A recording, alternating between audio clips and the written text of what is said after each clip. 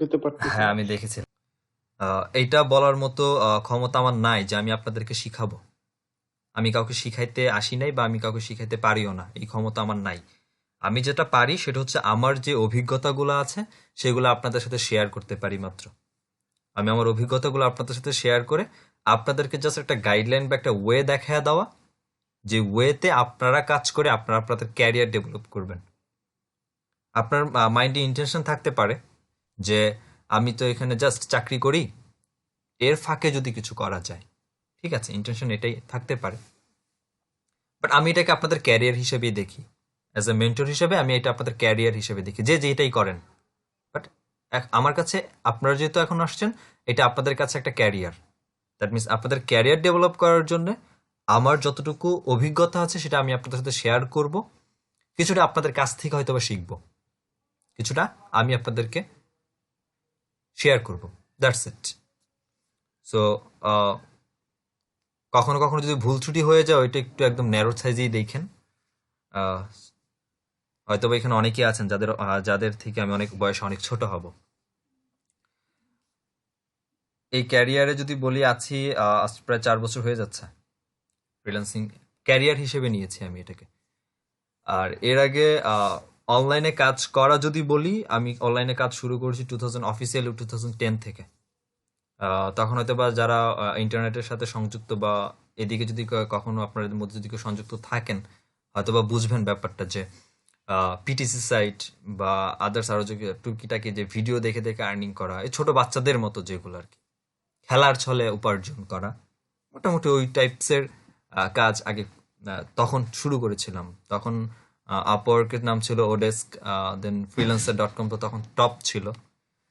তখনই মোটামুটি ডাটা এন্ট্রির কাজ, এক্সেলের কাজ, এগুলো দিয়ে শুরু আমার লাইফের। কিন্তু আহ, অবাস্তব হলেও সত্যি যে আমি ওই ধরনের কাজ পারি, কিন্তু কখনো কোনো দিন একটা টাকা ডাটা এন্ট্রি করে উপার্জন করতে পারি নাই। কারণ আমার কোনো গাইডলাইন ছিল না তখন, আমি কারোর কাছ থেকে এইভাবে কোনো শিখি নাই। যা শিখেছি জাস্ট একটা ওই যে বিভিন্ন ইনস্টিটিউটে যায় মানুষ, মাইক্রোসফট অফিস প্রোগ্রাম শেখে, একটা কোর্স করে 2 মাসের 1 মাসের, ওইটা শিখেছে যে মনে হচ্ছে যে হ্যাঁ ডাটা এন্ট্রিতে করে, ডাটা এন্ট্রি অ্যাকচুয়ালি কি করে আই ডোন্ট নো। তখন এইভাবে করতাম আর কি। এরপরে আসলাম বিটকয়েন নিয়ে। বিটকয়েন নিয়ে অনেক দিন কাজ করেছি, প্রায় 2 বছরের মতো বিটকয়েন নিয়ে কাজ করেছি, এবং মাসাল্লাহ অনেক অনেক হলো। বাট যখন দেখলাম যে বিটকয়েনের আপনার শেয়ার মার্কেট অনেক বেশি ডাউন হয়ে গেল, তখন চিন্তা করলাম যে না, আসলে এভাবে একটার পর একটা একটার পর একটা হয় না এইভাবে। আর আমার প্যাশন বলেন, যেটাই বলেন, আহ, এই এই অনলাইন সেক্টরটাই আমার কাছে সব থেকে মনে হয়। তো অফিসিয়ালি আসলাম, চিন্তা করলাম যে কিছু শেখা দরকার যেখান থেকে লিজিট কোনো আর্নিং হয় এবং সেটা লাইফ টাইম হয়, এবং যেখান থেকে নিজেকে একটা স্টেজে নিয়ে দাঁড় করানো যায়। এটা ইন্টেনশন নিয়ে অনেক দিকে রিসার্চ করে এসিওতে আসলাম। এসিওতে কেন আসলাম? আমার মধ্যে ক্রিয়েটিভিটি অনেক কম, অনেক কম ক্রিয়েটিভিটি। সো গ্রাফিক ডিজাইন আমার দ্বারা সম্ভব ছিল না কখনো। হয়তোবা গ্রাফিক ডিজাইনের কিছু নির্দিষ্ট কাজ আছে বা অনেক হিউজ কাজ আছে, মানে অপশনস আছে ইলাস্ট্রেটর, ফটোশপের। বা কিন্তু আমি একটা ডিজাইন ক্রিয়েট করতে গেলে আমার যে ক্রিয়েটিভিটি দরকার, আমার যে থিঙ্কিং লেভেল দরকার, ওই ক্রিয়েটিভিটি থিঙ্কিং লেভেল আমার কাছে নাই, ক্যাপাবিলিটি আমার কাছে নাই। তো এটা আমার যারা হয়নি। পরে চিন্তা করলাম ওয়েবসাইট ডেভেলপমেন্ট বা ডিজাইন শিখবো, ডেভেলপমেন্ট শিখবো।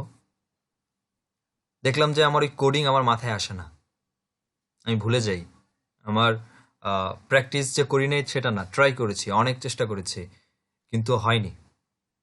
এবং সবশেষে যেটা দেখলাম যে না, এসইওটা আমার কাছে ভালো লাগছে 2টা কারণে। একটা হচ্ছে এর মধ্যে কোডিং এর কোনো ঝামেলা নাই, সব ভিজুয়াল আমি দেখছি, কাজ করছি। সেকেন্ড যেটা, সেটা হচ্ছে যে এইটার মধ্যে পার্মানেন্ট ক্লায়েন্ট অনেক বেশি থাকে, লং টাইম ক্লায়েন্ট যদি বলি আর কি। ব্যাপারটা এমন যে আপনাকে কোনো একজন ক্লায়েন্ট যদি একটা গ্রাফিক ডিজাইনের কাজ করতে দেয়, আপনি তার ডিজাইনটা বা লোগো যেটাই বানান, অন টাইম বানানোর পর তার যদি এটাকে পরবর্তীতে মডিফাই করার প্রয়োজন না হয়, আপনার কাছে সে আসবে না। বা সে যদি সিঙ্গেল ক্লায়েন্ট হয়, জাস্ট কোনো এজেন্সি হলে আলাদা ব্যাপার, কারণ তারা এজেন্সি ওয়াইজে কোম্পানি থেকে কাজ আসতেই থাকে। সিঙ্গেল ইন্ডিভিজুয়াল পার্সন যদি হয় তাহলে অন টাইমই হয় ব্যাপারটা। ওয়েবসাইটের ক্ষেত্রেও এইটাই, একবার ওয়েবসাইট রেডি করে নেওয়ার পরে সেটাকে পরবর্তীতে মেজর কোনো চেঞ্জেস ছাড়া ওই ক্লায়েন্টের কখনো ব্যাক করে না, নতুন ক্লায়েন্টের প্রয়োজন হয়। কিন্তু এসইওর ব্যাপারে যেটা, সেটা হচ্ছে যে আপনি যখন একটা ওয়েবসাইটে এসইও করবেন, এই এসইওর কাজ একটা ওয়েবসাইটের ওনার ওয়েবসাইটের মাধ্যমে তার বিজনেস যতদিন পর্যন্ত রান করবে ততদিন পর্যন্ত তার ওয়েবসাইটের এসইও করতে হবে। এবং আপনি যদি ওই ক্লায়েন্টের জন্য, সেটা হোক ইন্ডিভিজুয়ালি ক্লায়েন্ট, হোক সেটা কোনো একটা এজেন্সির ক্লায়েন্ট বা কোনো কোম্পানির ক্লায়েন্ট, আপনি যদি তাকে বেটার সার্ভিস প্রোভাইড করতে পারেন, আপনার 2 থেকে 3টা ক্লায়েন্টই যদি থাকে, আপনার জন্য পুরো মাস বা পুরো বছর বসে বসে আর কোনো ক্লায়েন্টের দিকে না তাকিয়ে আর্নিং করা সম্ভব। কারণ তার বিজনেস চালাইতে গেলে অনলাইন প্ল্যাটফর্মে তার র্যাঙ্কিং ধরে রাখতে হবে, এবং র্যাঙ্কিং অর্গানিকলি ধরে রাখতে হলে তাকে এসইও করতে হবে। আর অ্যাজ অ্যান এসইও এক্সপার্ট আপনি যখন একটা ভালো সার্ভিস দিবেন আপনার ক্লায়েন্টকে, আপনার ক্লায়েন্ট কখন আপনাকে ছেড়ে যাবেন না, তার একটা কারণ হচ্ছে আপনি যে কাজগুলো করেছেন সেগুলো আপনিই জানেন, আপনার স্ট্র্যাটেজি আপনার কাছে। আপনার কাছ থেকে আপনার ক্লায়েন্ট এসইওর কাজটা নিয়ে যদি অন্য কোনো ওয়ার্কারকে দেয়, এই ওয়ার্কার মিনিমাম পুরো প্রজেক্টের কথা বলছি, আমি সিঙ্গেল ইন্ডিভিজুয়াল কাজ না, পুরো প্রজেক্ট যদি দিয়ে দেয়, সেক্ষেত্রে ওই এসইও এক্সপার্ট প্রথমে দেখবে, আবার নতুন করে সাইট অডিট করবে, কি কি কাজ করা হয়েছে, কি কি টাইপসের কাজ করা হয়েছে, সব অডিট করে রিপোর্ট দিবে। হয়তো বা দেখেন যে সপ্তাহখানেক সময় নিল সে বুঝতে যে অ্যাকচুয়ালি এই সাইটের উপরে কি কি ধরনের কাজ গেছে, আগে করা হয়েছে। এই একটা সপ্তাহ এই একটা সপ্তাহ একটা প্রফেশনাল বিজনেস ওনারের কাছে অনেক কিছু। এই একটা সপ্তাহ সে কখনোই লস করে না বা করতে চায় না। এই একটা কারণ, যার কারণে এসইও প্ল্যাটফর্মে পার্মানেন্ট ক্লায়েন্ট সব থেকে বেশি থাকে। আচ্ছা, আহ, আমরা এসইওর যে ক্লাসটা করব, বেসিক থেকে অ্যাডভান্স দুইটাই করব, বেসিক এবং অ্যাডভান্স দুইটাই করব। এখন তাহলে বলতে পারেন ভাই কোর্সের ফি এত কম কেন? এটা অনেকের প্রশ্ন থাকে, আমাকে বলে, এবং অনেকের কাছে কোশ্চেন্স, এত টাকা কম কোর্স ফি, কোর্সের মান তাহলে কেমন হবে? এটা একটা কথা থাকে, মেজর ইস্যু। কোর্সের মান কেমন সেটা এখন আপনারা যেহেতু চলেই আসছেন ভুল করে আর ঠিক রাস্তা চিন্তা করে, ধরলাম আপনারা ভুল করেই আমার কাছে চলে আসছেন, যেহেতু ভুল করে চলেই আসছেন, আপনারাই দেখেন আসলে আসলে কোর্সের এই ফি এর সাথে কোর্সের কোয়ালিটি কেমন। এটা ডিসিশন আপনারাই পরবর্তীতে আমাকে ফিডব্যাক দিবেন, সমস্যা নাই। এখন পর্যন্ত আমি আপনাদের ব্যাচ ছাড়া, এখন তো 7 ব্যাচ, আপনাদের 8 ব্যাচ এবং 6 ব্যাচ, আমার প্রতি মাসে 3টা করে ব্যাচ চলে, 3টার বেশি ব্যাচ আমি নেই না। তো প্রতি মাসে 6 দিন, তো 2 দিন করে 3টা করে ব্যাচ চলে। তা এখন পর্যন্ত আমার 5th ব্যাচ পর্যন্ত শেষ হয়েছে। 5th ব্যাচ পর্যন্ত এখন পর্যন্ত আমি ট্রেন আপ কমপ্লিট করে ফেলেছি প্রায় 200-র মতো স্টুডেন্ট হবে। এবং যাদের মধ্যে সাকসেসফুলি এই জন্য বললাম যে আমাদের বাংলাদেশে কিন্তু জরিপে যদি দেখি, অ্যাভারেজ 2018 সালের জরিপে মেবি আই থিঙ্ক সো 6 থেকে 6.5 লাখ ফ্রিল্যান্সার আছে আমাদের বাংলাদেশে, সব ক্যাটাগরি মিলিয়ে। এই 6 লাখ ফ্রিল্যান্সারের মধ্যে সফলভাবে আর্নিং করতেছে খুব গেলে 2 লাখ, তাহলে বাকি 4 লাখ কই? এরাও তো ফ্রিল্যান্সার, লিস্টে তো তাদেরও নাম আছে। আমার ব্যাচেরও একই অবস্থা, সবাই আর্নিং করবে এইটা না, এটা গ্যারান্টি কেউ দিতে পারবে না, কোনো ইনস্টিটিউট নেবেন, আমি নিজেও দেই না। কারণ আপনি কতটা পরিশ্রম করবেন সেটা আপনার উপর ডিপেন্ড করে, আপনি কতটা আর্নিং করবেন সেটা নির্ধারণ হবে। আমি শুধুমাত্র আপনাকে গাইডলাইন বা ওয়ে দিতে পারি, যত ধরনের হেল্প দরকার, সাপোর্ট দরকার সেটা দিতে পারি। কিন্তু আমার এই প্রিভিয়াস ব্যাচের এখন পর্যন্ত যত স্টুডেন্ট গেছে, তাদের মধ্যে ম্যাক্সিমাম স্টুডেন্ট তাদের নিজের ওয়েবসাইট নিয়ে কাজ করতেছে।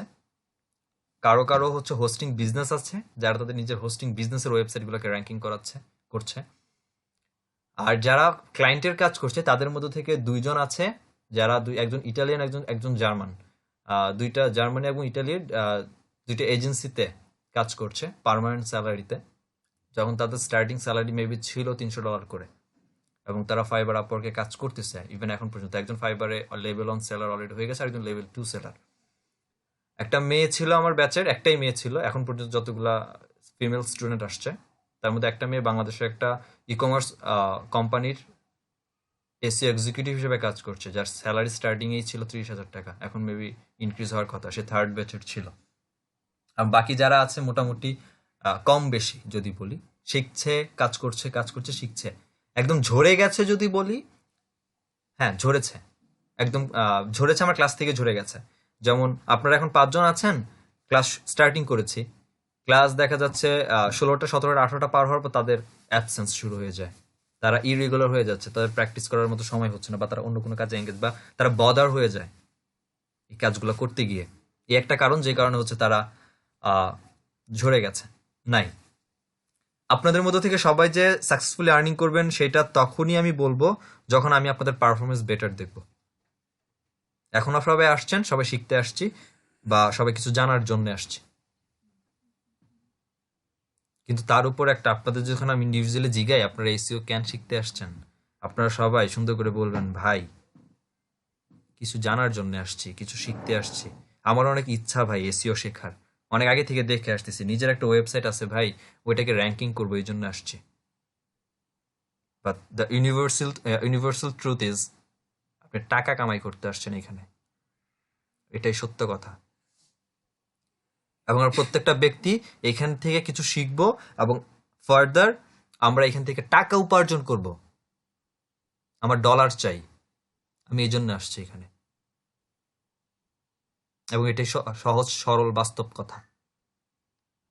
আমি আগে বলেছি, আমি ফ্র্যাঙ্কলি কথা বলি, সো নেগেটিভ সেন্সে কেউ নিয়েন না যে ভাই এভাবে বলে ফেলো, বাট এটাই সত্য।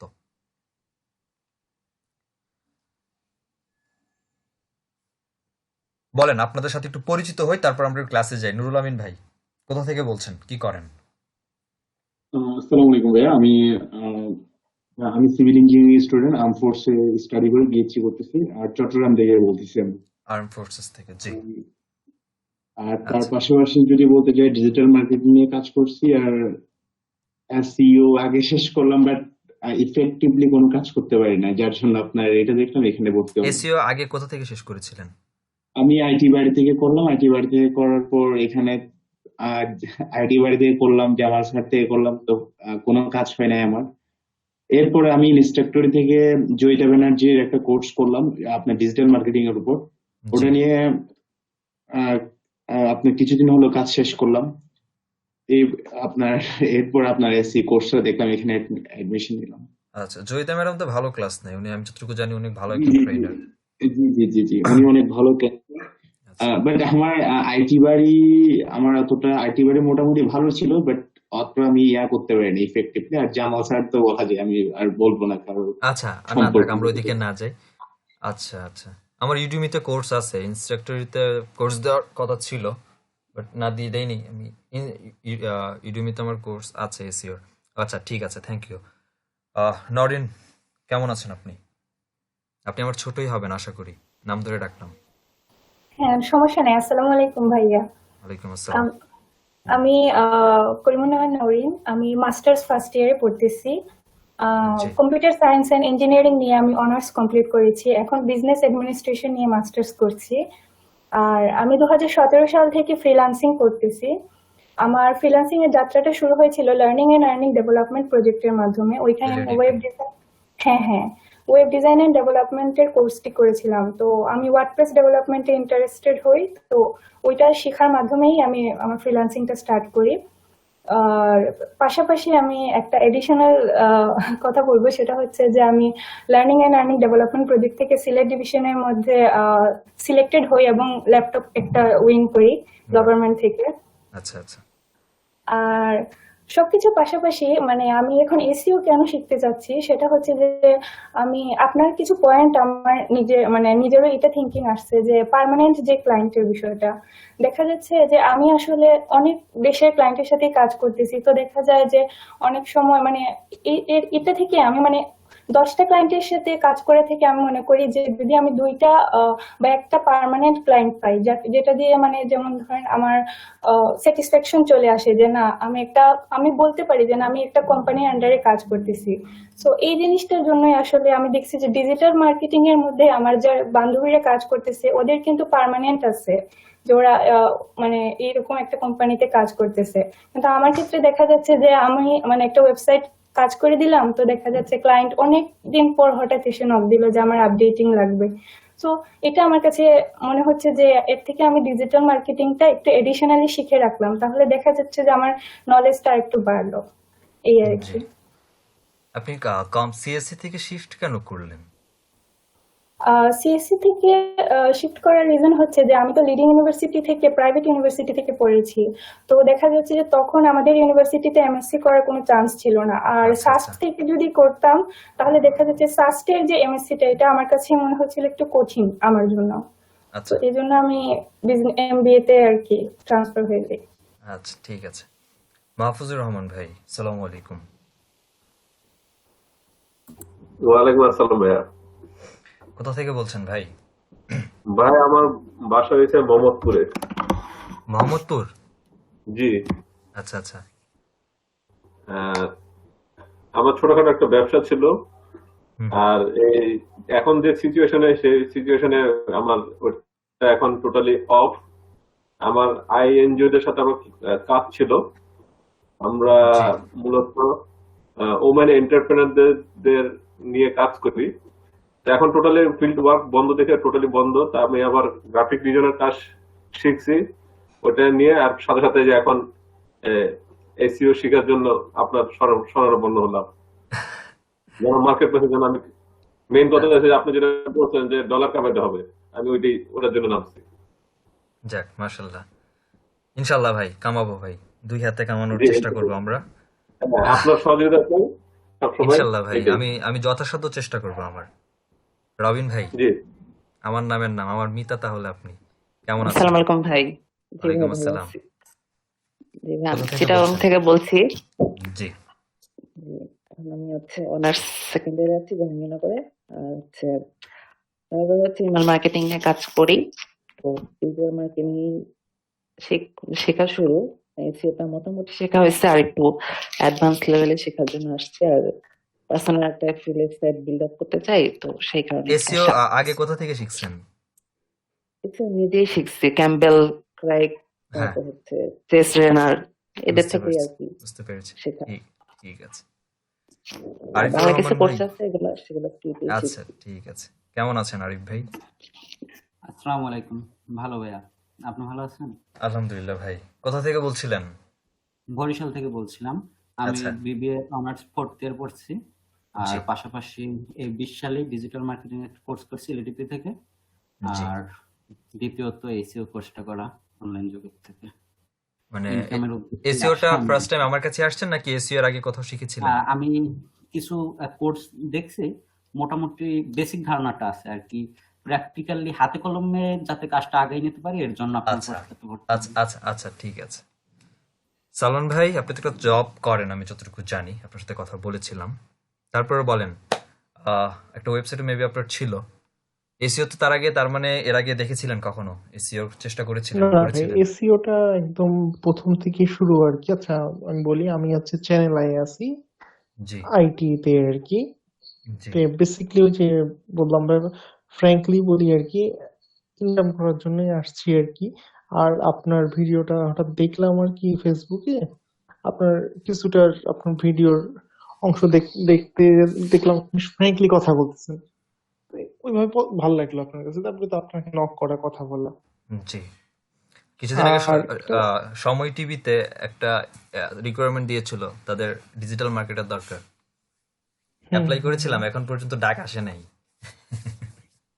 জি, বলেন। আচ্ছা আচ্ছা। এই তো ভাইয়া আর কি। তারপরে ভাল লাগলো আপনার এটার কথাবার্তার স্টাইল দেখে। তো আমি মানলাম, যেহেতু এসিও এর একটাই ছিল যে না, যেহেতু আমি আইটি তে আছি আর কি, নেটওয়ার্কিং এ আছি, আমি মেইনলি জি জি। নেটওয়ার্কিং পার্টে আছি, আপনারা তো অনেক নেটওয়ার্কিং জানাশোনা লোক সিস্টেম। ভাই, এক্সপিরিয়েন্সড লোক। না না ভাই, আমি খুব বেশি দিন না, অল্প কিছুদিন হলো ভাই জব করতেছি আর কি। আচ্ছা এই তো আর কি চলে যাচ্ছে মোটামুটি আদাবরে ইনশাল্লাহ। থাকি ঢাকার। আচ্ছা আচ্ছা।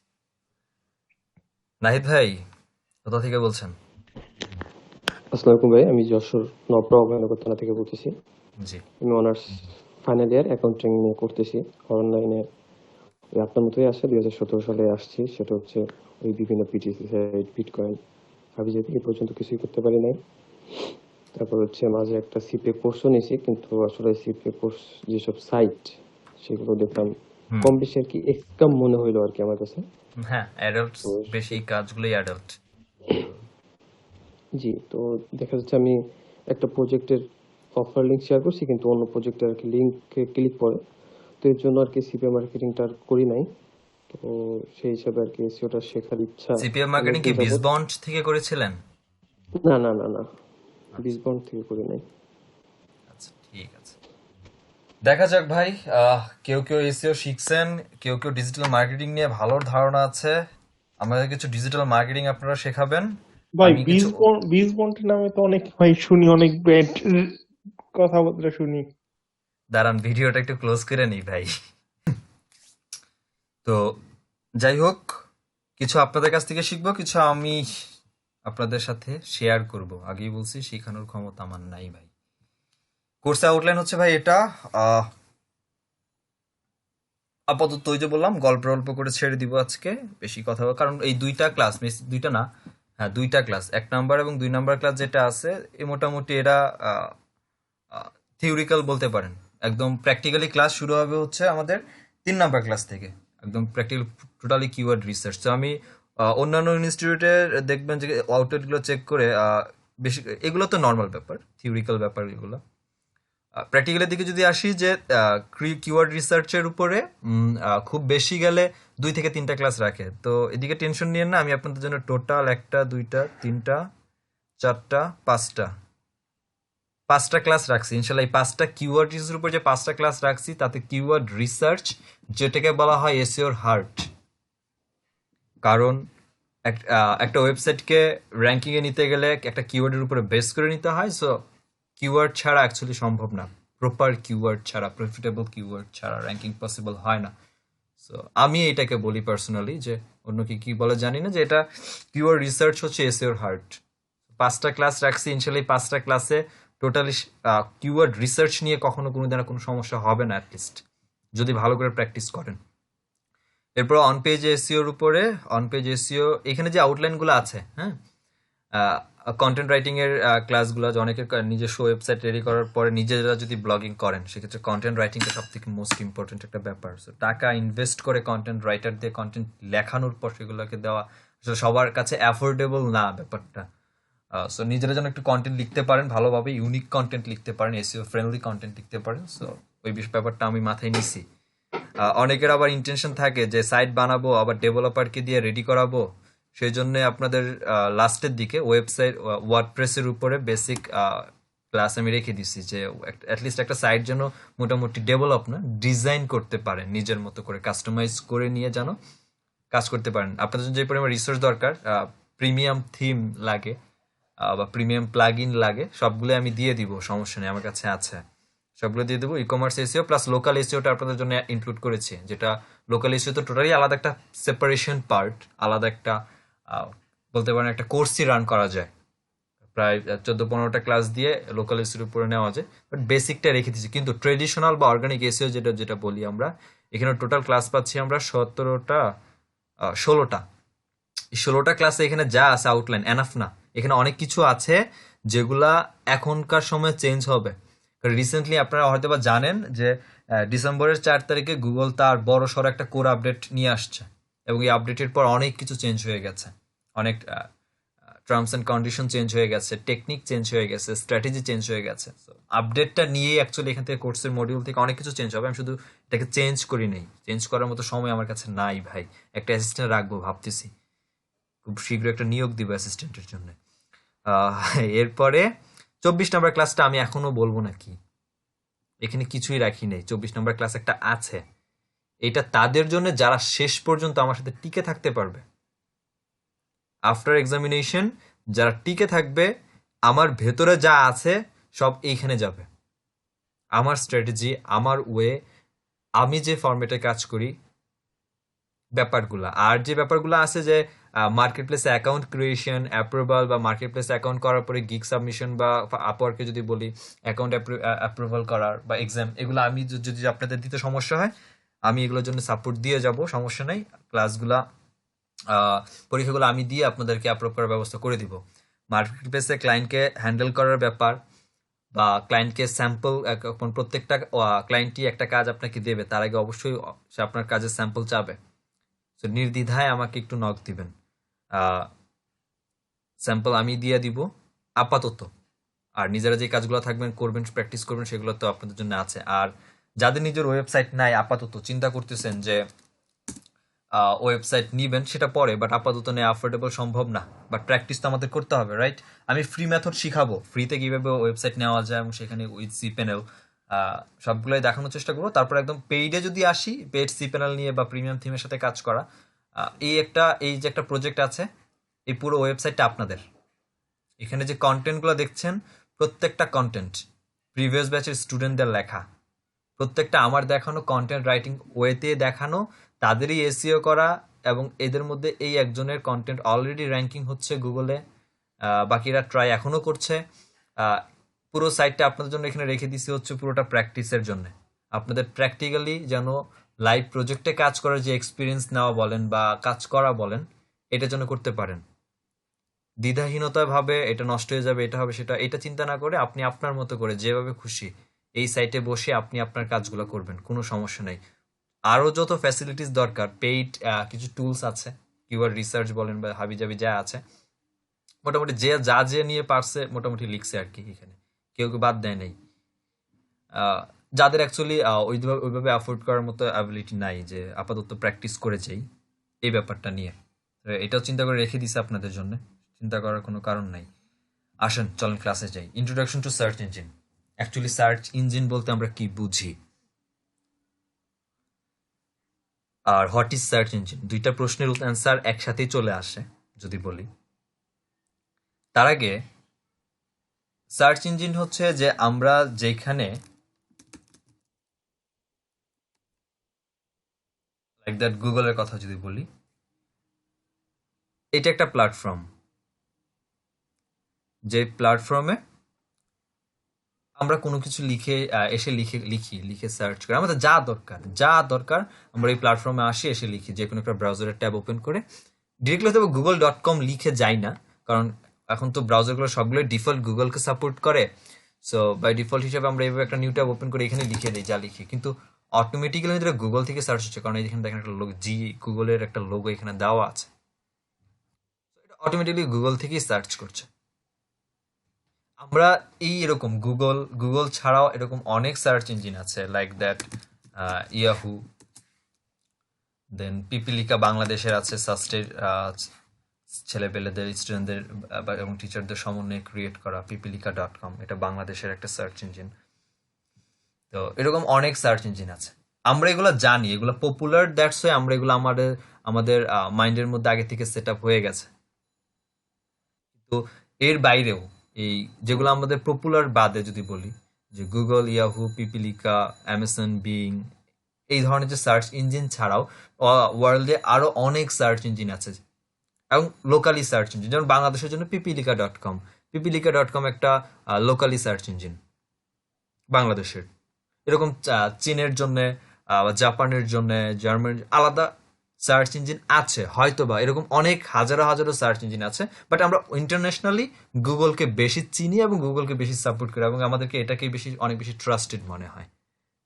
এবং অনেস্টলি আমরা এর কাছে যা চাই, যখন যেভাবে লিখে সার্চ করি, আমাদেরকে ওই রিলেভেন্ট রেজাল্টস যতটুকু কাছাকাছি রেজাল্টস আমাদেরকে দেওয়া দরকার, সে আমাকে দেয়। এখন আমার কথা হচ্ছে, এটাই সার্চ ইঞ্জিন, যেখানে আমরা লিখে সার্চ করতেছি সার্চ, বাট এটা কেন সার্চ ইঞ্জিন? আমার কোশ্চেন হচ্ছে এইটা। নর্মালি আমি যদি বলি যে, ধরেন আপনার একটা ওয়েবসাইট আছে, যে ওয়েবসাইটের নাম হচ্ছে abc.com, সাপোজ abc.com হচ্ছে আপনার ওয়েবসাইট, বা আমার এই যে আপনাদের প্র্যাকটিক্যাল করার ক্লাসের জন্য যে ওয়েবসাইট makehealthworld.com একটা ওয়েবসাইট। এটা একটা ইউআরএল বা ডোমেন যেটাই বলি আমরা, এই নামের শেষে ডট কম কথা লেখা আছে, ভালো কথা, ডট কম কথা লেখা আছে, নামের ডোমেনের শেষে ডট কম লেখা আছে, এটাকে বলতেছি আমরা একটা ওয়েবসাইট। গুগলের নামের শেষেও তো লেখা আছে google.com, তাহলে এরে কেন ওয়েবসাইট না বলে একে সার্চ ইঞ্জিন বলছি? এমন একটা কোয়েশ্চেন আছে। সালমান ভাই কি অ্যান্সারটা জানেন? আপনি তো IT related. Actually Google search engine বলতেছি, এর নামে শেষে ডোমেনের ইউআরএল এর শেষে আছে .com, আমার এটা একটা পার্সোনাল ওয়েবসাইট, এটাকে বলতেছি, এটার নামে শেষে .com, একে আমি একটা ওয়েবসাইট বলতেছি, একে আমি সার্চ ইঞ্জিন বলতেছি। তার কারণ কি কেউ কি জানেন? একটু থাকলে একটু আমার সাথে শেয়ার করেন, আগে আপনাদের আইডিয়াটা বুঝি।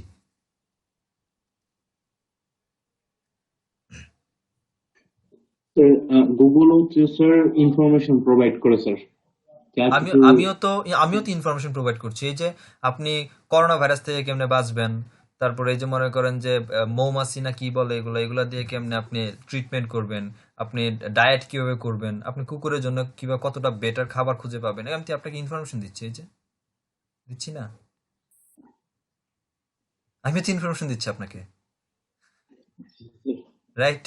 সেই ইনফরমেশন দিচ্ছে, আমিও তো ইনফরমেশন দিচ্ছি। মেজর কোনো ইস্যু বলেন, এটা তো মাইনর ইস্যু। মেজর ইস্যুটা হচ্ছে যে এই ব্যক্তি, এই লোকটা বা এই কোম্পানিটা আমার, এটা তো আমার জন্য একটা কোম্পানি, রাইট? আমার ওয়েবসাইট আমার জন্য একটা কোম্পানি।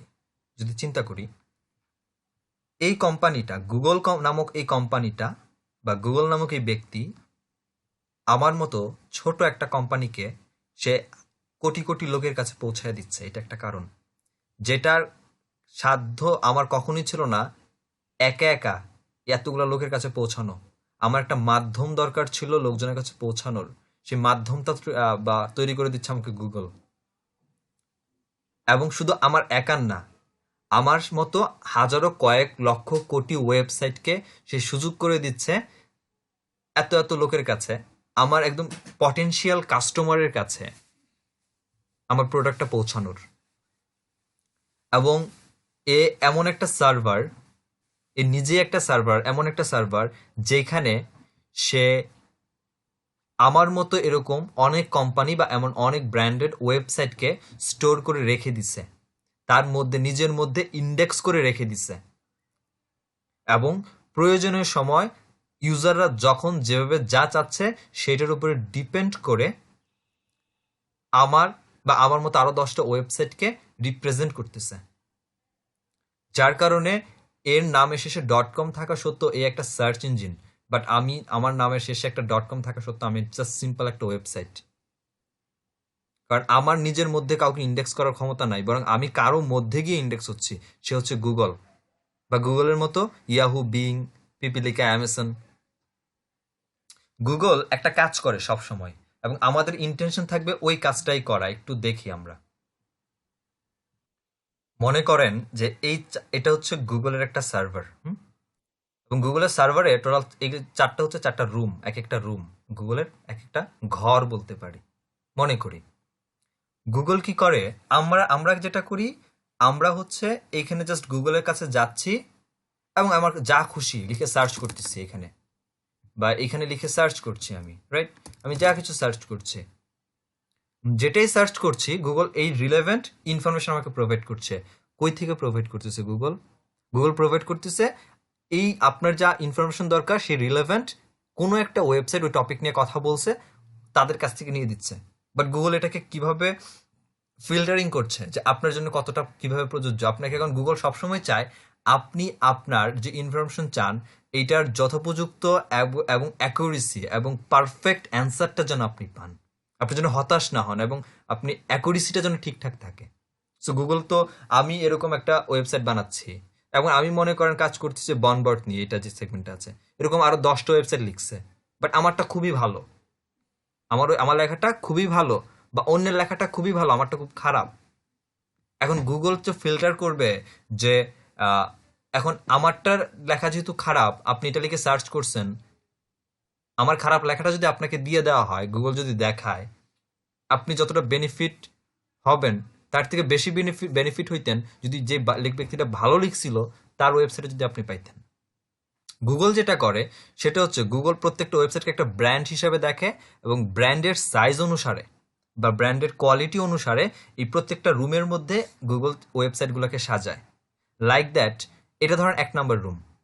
এই 1 নাম্বার রুমে গুগল যেটা রাখে সেটা হচ্ছে সব থেকে ভালো ওয়েবসাইট, যারা অনেক বেশি ইনফরমেশন দিয়ে ব্রিফলি ডিসকাস করে উইথ প্রুফ, এটার অ্যাডভান্টেজ ডিসঅ্যাডভান্টেজ সবকিছু মিক্স করে একটা লেখা লিখছে, একটা কন্টেন্ট লিখছে।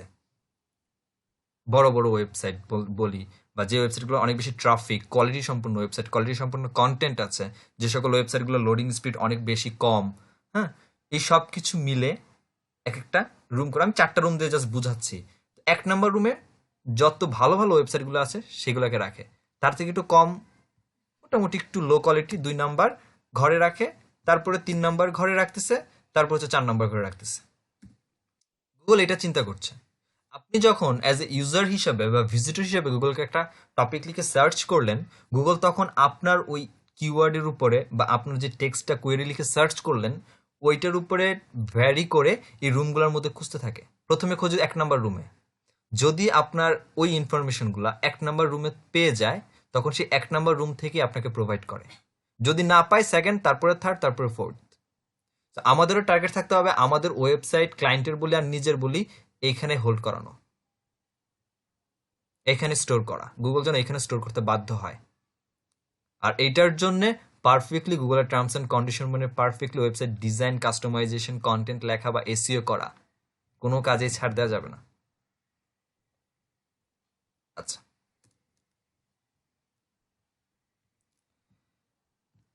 এই গেল হচ্ছে আপনার search engine. Search engine actually কিভাবে কাজ করতেছে অলরেডি বলে ফেলছি, ঘর দেখায় দেখায়। আপনি যা লিখে সার্চ করেন সেই রিলেভেন্ট কোয়েরিগুলো গুগল তার কিছু নিজস্ব অ্যালগোরিদম আছে। গুগলের টোটাল যে কটা অ্যালগোরিদম আছে সব কটা অ্যালগোরিদম মিলে 200-রও বেশি সিগন্যাল কাজ করে। লাস্ট এখন কি বাড়ছে কিনা আমি জানি না, বাট আমার জানা পর্যন্ত এখন পর্যন্ত 200-200-রও বেশি সিগন্যাল কাজ করে, যে সিগন্যালগুলা আপনার ওই কোয়েরির সাথে তাদের ইনফরমেশনগুলো খুঁজে খুঁজে বের করে আপনাকে হচ্ছে ইনফরমেশন দিচ্ছে। এবং ভাই কে অ্যালগোরিদম গুলো কি দেখাবেন? কোনগুলা যে অ্যালগোরিদম গুলো দিয়ে গুগল কাজ করে? অ্যালগোরিদম নিয়ে একটু পরে ক্লাস নিব, মানে এই ক্লাসে না, অ্যালগোরিদম গুলো নিয়ে ক্লাস নিব। গুগলে যতগুলো অ্যালগোরিদম আছে সবগুলো নিয়ে ক্লাস নিব। আচ্ছা আচ্ছা আচ্ছা, ঠিক আছে ভাই, সরি। জাস্ট জেনে রাখেন, আপাতত যে বললাম জাস্ট আজকে ইন্ট্রোডাকশন যাচ্ছে, তো জেনে রাখেন জি জি ইনফরমেশন ভাইয়া, গুলো, ঠিক আছে, জাস্ট জাস্ট নোট আমি করে কোশ্চেন রাখেন। করলাম আর কি, না সমস্যা নেই, কোশ্চেন অবশ্যই করলাম আর কি। অবশ্যই কোশ্চেন করবেন ভাই, এটা ভালো লাগছে, আসলে থ্যাংক ভাই ইউ। কোশ্চেনটা করি তো, মানে যেখানে তো চেহারা অবশ্যই দেখা যাচ্ছে না, খালি অবশ্যই, কথা শোনা যাচ্ছে, জন্য হবে একটু আওয়াজ দিই আর কি, এই জন্য। থ্যাংক ইউ ভাই, ভালো লাগছে ভাই, থ্যাংক ইউ। তো যেটা বলছিলাম যে এই সবগুলো সিগন্যাল কাজ করে আপনার এই কোয়েরি রিলেটেড ইনফরমেশনগুলো আপনাকে দেওয়ার জন্য। তো অ্যাকচুয়ালি আসেন এখন বলি এসইও কি। অ্যাকচুয়ালি এসইও কি? এসইও বলতে আমরা এটা বুঝি সার্চ ইঞ্জিন অপটিমাইজেশন, সহজ কথা। এর বাইরে আর কি জানি?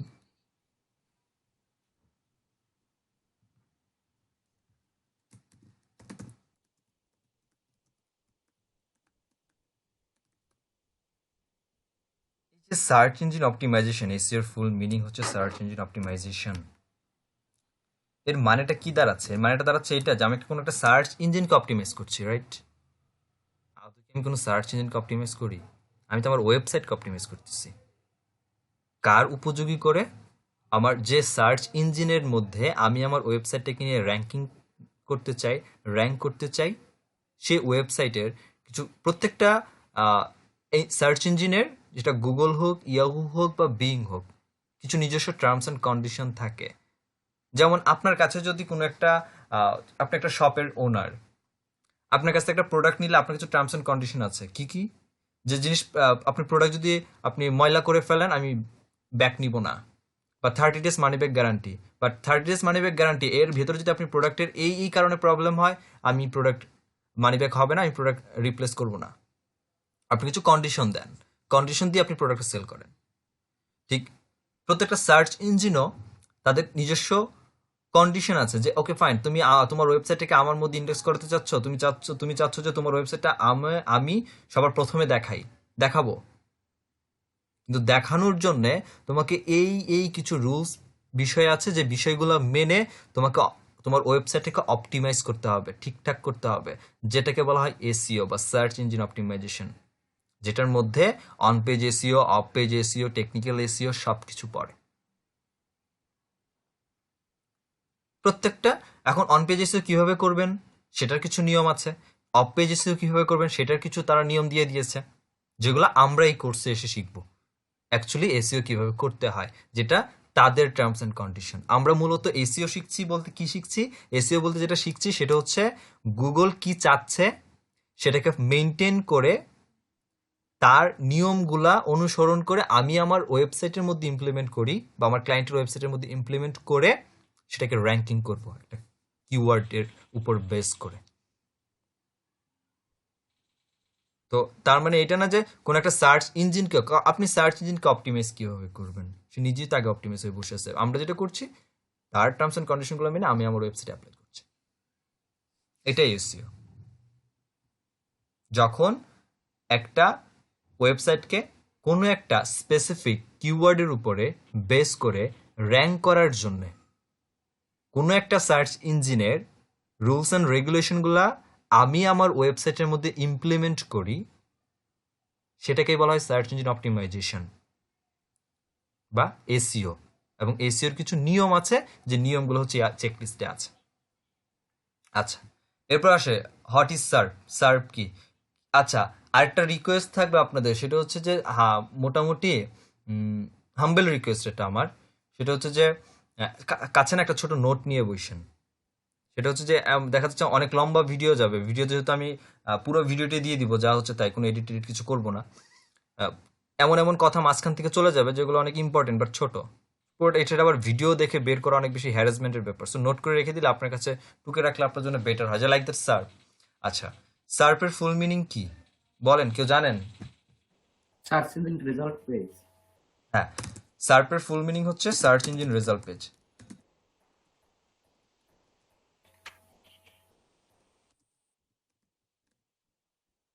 আমরা এই যে গুগলে আসলাম, আমি যদি এখানে গুগলে লিখে সার্চ করি যে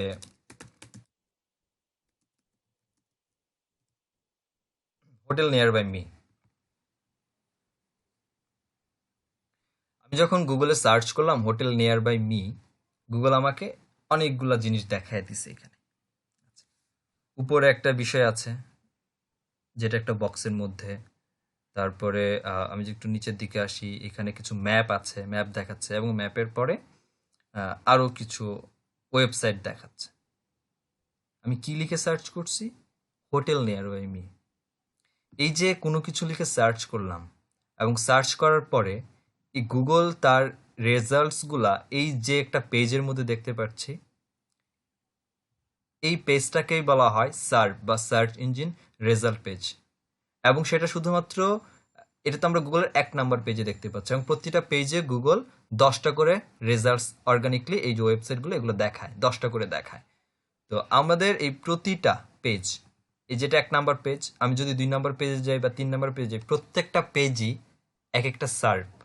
এটা জেনে রাখার প্রয়োজন এই জন্যে, আপনি হয়তো বা নিজের জানেন ওকে ফাইন এটা একটা 1 নাম্বার পেজ, এটা 2 নাম্বার পেজ, কিন্তু ইন্টারন্যাশনালি অনেক ক্লায়েন্ট যারা এসইও বুঝে বা এসইও জানে, যারা এসইওর কাজ করে বাট এসইও জানে, তারা আপনাকে এসে বলতে পারে যে আমার ওয়েবসাইটটা ফার্স্ট সার্পে নিয়ে দিতে হবে, আমার ওয়েবসাইটটা 6 নাম্বার সার্পে আছে। হোয়াট ইজ সার্প সেটাই যদি না জানেন তখন তো একটা সমস্যা।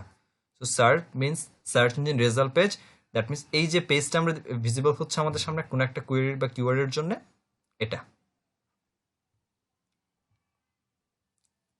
এতটুকু পর্যন্ত যা বলছি সার্প পর্যন্ত, এখন কারো কোনো কোয়েশ্চেন্স আছে কিনা এই রিলেটেড এখন আমাকে বলেন, তারপরে আমি নিচের বাকি সেগমেন্টগুলোতে যাব।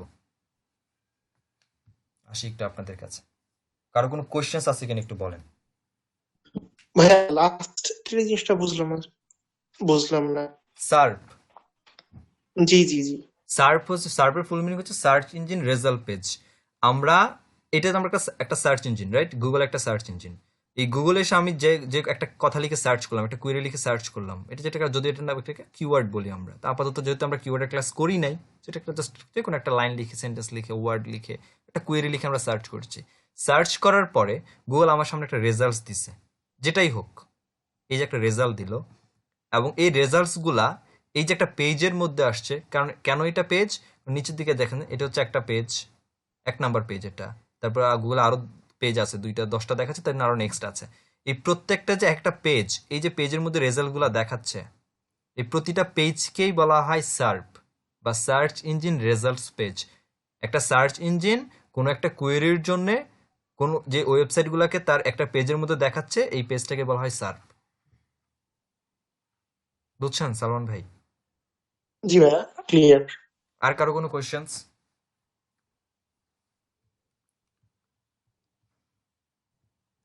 ওকে, এরপরের সেগমেন্ট হচ্ছে classification of SEO.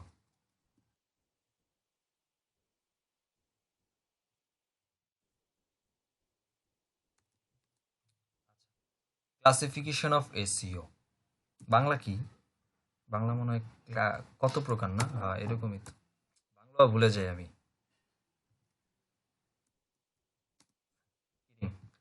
Okay, SEO কত প্রকার? এসইও 6 প্রকার। আপনারা কিছু বলবেন? আমি বলছি 6 প্রকার। 3 প্রকার ভাইয়া। আপনি 3 প্রকার, কয়েকটা আমি বলছি 6 প্রকার। আচ্ছা, আপনি 3 প্রকার বলছেন, ভালো। আমি 6 প্রকার, আমি নড়বো না এখান থেকে। আর কে কিছু বলবেন? কে জিতে আজকে দেখবো আমি। আর কে কিছু বলবেন? 4 প্রকার। 4 প্রকার, 4 প্রকার। আর আমারও 3 প্রকার মনে হইতেছে। 3 প্রকার। ভাই 4 প্রকার কেন বলেন জুবায়ের ভাই? আপ- আমি 3 প্রকার সম্পর্কে আচ্ছা, জানি। On page SEO, off page SEO, technical SEO আর লোকাল এসইও, 4টাই জানি আপাতত। আচ্ছা আচ্ছা আচ্ছা, ঠিক আছে। না, যুক্তি ঠিক আছে ভাই, আমি 6 থেকে নড়তেছি না ভাই।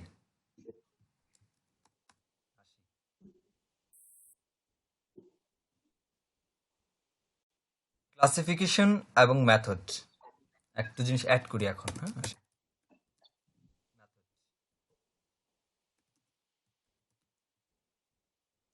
অ্যাড হইল।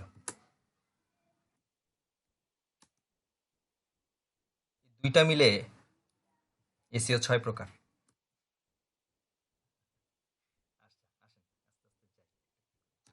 প্রথমে আসি ক্লাসিফিকেশন অফ এসইও। হ্যাঁ, ক্লাসিফিকেশন এসইও এর মধ্যে প্রথমেই যেটা আসে সেটা হচ্ছে টেকনিক্যাল এসইও। 3 প্রকার টেকনিক্যাল এসইও। দেন হচ্ছে আমাদের on page SEO, off page SEO. Off page SEO. G, of page SEO হচ্ছে 3 প্রকার। আমি কিন্তু 6 প্রকার থেকে নড়ি নেই, এখনো আছি, সামনে যাচ্ছে। টেকনিক্যাল এসইওটা কি, পরে আসি।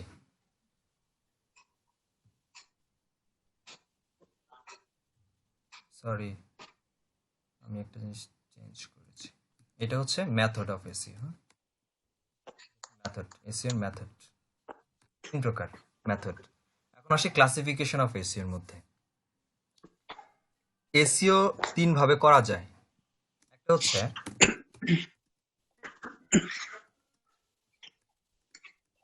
হোয়াইটেড মেথড, একটা হচ্ছে গ্রে হ্যাট মেথড,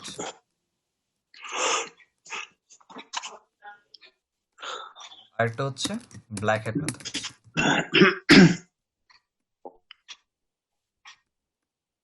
হয়েছে 6 প্রকার ভাই? কই থেকে নিয়ে কি রবিন ভাই ঢুকাই দিলেন? আচ্ছা, ক্লাসিফিকেশনের দিক থেকে 3 প্রকার, আর মেথডের দিকেও 3 প্রকার। ওভারঅল এসইও করা যায়, এসইও 6 প্রকার, 3 প্রকার। হ্যাঁ, রিয়েলি এসইও মেথড হচ্ছে 3 প্রকার, এসইও ক্লাসিফিকেশনের দিক থেকে হচ্ছে 3 প্রকার। আচ্ছা, হোয়াইটেড মেথডটা কি অ্যাকচুয়ালি? হোয়াইটেড মেথড হচ্ছে যে একটা সার্চ ইঞ্জিন যা চায়, যখন তার যখন যে আপডেট আসে সেই আপডেটে যে ধরনের রিকোয়ারমেন্ট আসে সেই রিকোয়ারমেন্টগুলোকে ফলো করে। বা গুগলকে যদি আমি টার্গেট ধরি, গুগলের টার্মস অ্যান্ড কন্ডিশন মেনে আমি যখন একটা ওয়েবসাইটের জন্য এসইও করব, সেটা হচ্ছে হোয়াইট হ্যাট মেথড। এবং আমরা শিখবো এটাই, বা আমরা এসইও করবো ইন ফিউচার এটাই। এটা কাদের জন্য? যারা অ্যাকচুয়ালি লং টাইম একটা বিজনেসকে রান করতে চায়, তাদের ওয়েবসাইটকে র্যাঙ্কিং ধরে রাখতে চায়, এবং সেটা লং টাইম একটা বিজনেস করতে চায় অনলাইনে, তাদের জন্য অ্যাকচুয়ালি হোয়াইট হ্যাট মেথড। এবং এই হোয়াইট হ্যাট মেথডের এসইওটা একটু টাইম নেয়। এবং নতুন, যেটাকে আমরা বেবি ওয়েবসাইট বলি, একটা বেবি ওয়েবসাইটকে ধরেন আজকে ক্রিয়েট করছেন একটা ওয়েবসাইট, সব কন্টেন্ট দিয়ে সব করেছেন, এইরকম একটা বেবি ওয়েবসাইটকে ক্ষেত্র বিশেষে 6 মাস পর্যন্ত সময় লাগে এই মেথডে গুগলে র্যাঙ্ক করাইতে। আবার অ্যাফিলিয়েট মার্কেটিং এর যদি কথা বলি, অ্যাফিলিয়েট এর মার্কেটিং এর কথা যদি বলি, যে কেউ যদি অ্যাফিলিয়েট মার্কেটিং করতে চায়, সে সকল ওয়েবসাইট কিছু কিছু নিশ আছে, কিছু নিশ, হ্যাঁ সব নিশ না, কিছু নিশ আছে যে নিশগুলা এখন পর্যন্ত আমি টার্গেট দিয়েছি আমার লাস্ট স্টুডেন্টদের 16 মাস ওয়েবসাইট র্যাঙ্কিং এ যাইতে। ট্রেডিশনালি 6 মাসের মধ্যে হয়ে যায়, একটা খুব বেশি গেলে 6 মাসের মধ্যে একটা ওয়েবসাইটকে র্যাঙ্ক নিয়ে আসা যায় হোয়াইট হ্যাট মেথডে। আর হোয়াইট হ্যাট মেথডে একটা ওয়েবসাইট অনেকটা বেশি সময় ধরে একদম গুগলের কাছে ট্রাস্টলি ভেরিফাইড একটা ওয়েবসাইট হিসেবে রাজত্ব করে বলতে পারেন, বা র্যাঙ্কিং ধরে রাখতে পারে। গ্রে হেটে পরে আসি, এরপর আসি ব্ল্যাক হেট মেথড। ওই যে কেউ একজন বলেন না যে সিপিএম মার্কেটিং এর কথা, আমরা শুধুমাত্র সিপিএম মার্কেটিং শিখছি যে এখানে যাও ওইখানে যাও, গিয়ে গিয়ে হচ্ছে বিভিন্ন ওয়েবসাইটে গিয়ে মেল হওয়া সত্ত্বেও ফিমেল হয়ে অ্যাকাউন্ট খুলে চ্যাটিং করো, লিঙ্ক দাও, সেখানে ক্লিক করাও। কিন্তু সিপিএম মার্কেটিং এও এমন এমন বড় বড়, আমি সিপিএম মার্কেটিং দিয়ে শুরু করছি, পুরোনো সেক্টরে যাচ্ছে, সিপিএম মার্কেটিং এও এমন এমন অফার আছে বা প্রজেক্ট আছে, যে প্রজেক্টগুলা ওই প্ল্যাটফর্মে গিয়ে না গিয়ে, যে প্ল্যাটফর্মগুলোর কথা আপনারা বলছেন কিছুক্ষণ আগে, ওই প্ল্যাটফর্মে না গিয়েও একটা ওয়েবসাইট ক্রিয়েট করে বা একটা ল্যান্ডিং পেজ ক্রিয়েট করে এই ল্যান্ডিং পেজটাকে গুগলে র্যাঙ্কিং করানো যায়। এমন অনেক অফার থাকে যেটা 7 দিনের জন্য বা 6 দিনের জন্য। সহজ কথা হচ্ছে, এই ব্ল্যাক হ্যাট মেথডের মাধ্যমে ইন এ শর্ট টাইম 7 দিন থেকে 10 দিনের মধ্যে একটা ওয়েবসাইটকে গুগলে র্যাঙ্ক করে দেওয়া যায়, এবং 100% জেনুইনই এটা র্যাঙ্ক হবে। টাইম কয়দিন? 7 দিন থেকে 10 দিন। বাংলা ইংলিশ মিক্স করে লিখতেছি, যাই হোক বুঝে নেন। ঠিক আপনার যতটা কম সময়ে এখানে র্যাঙ্কিং আসবেন, ঠিক ততটা কম সময়েও আপনি এখান থেকে ফল করবেন। গুগল যখন তাদের রোবটস বা বট অ্যালগোরিদম যেটাই বলি, যখন এটাকে ফাইন্ড আউট করবে আপনার পুরো ব্ল্যাক হ্যাট মেথড করে আসছেন, তখন আপনাকে এখান থেকে ফল করা হবে, এবং ফল অনেকভাবে করা হয়।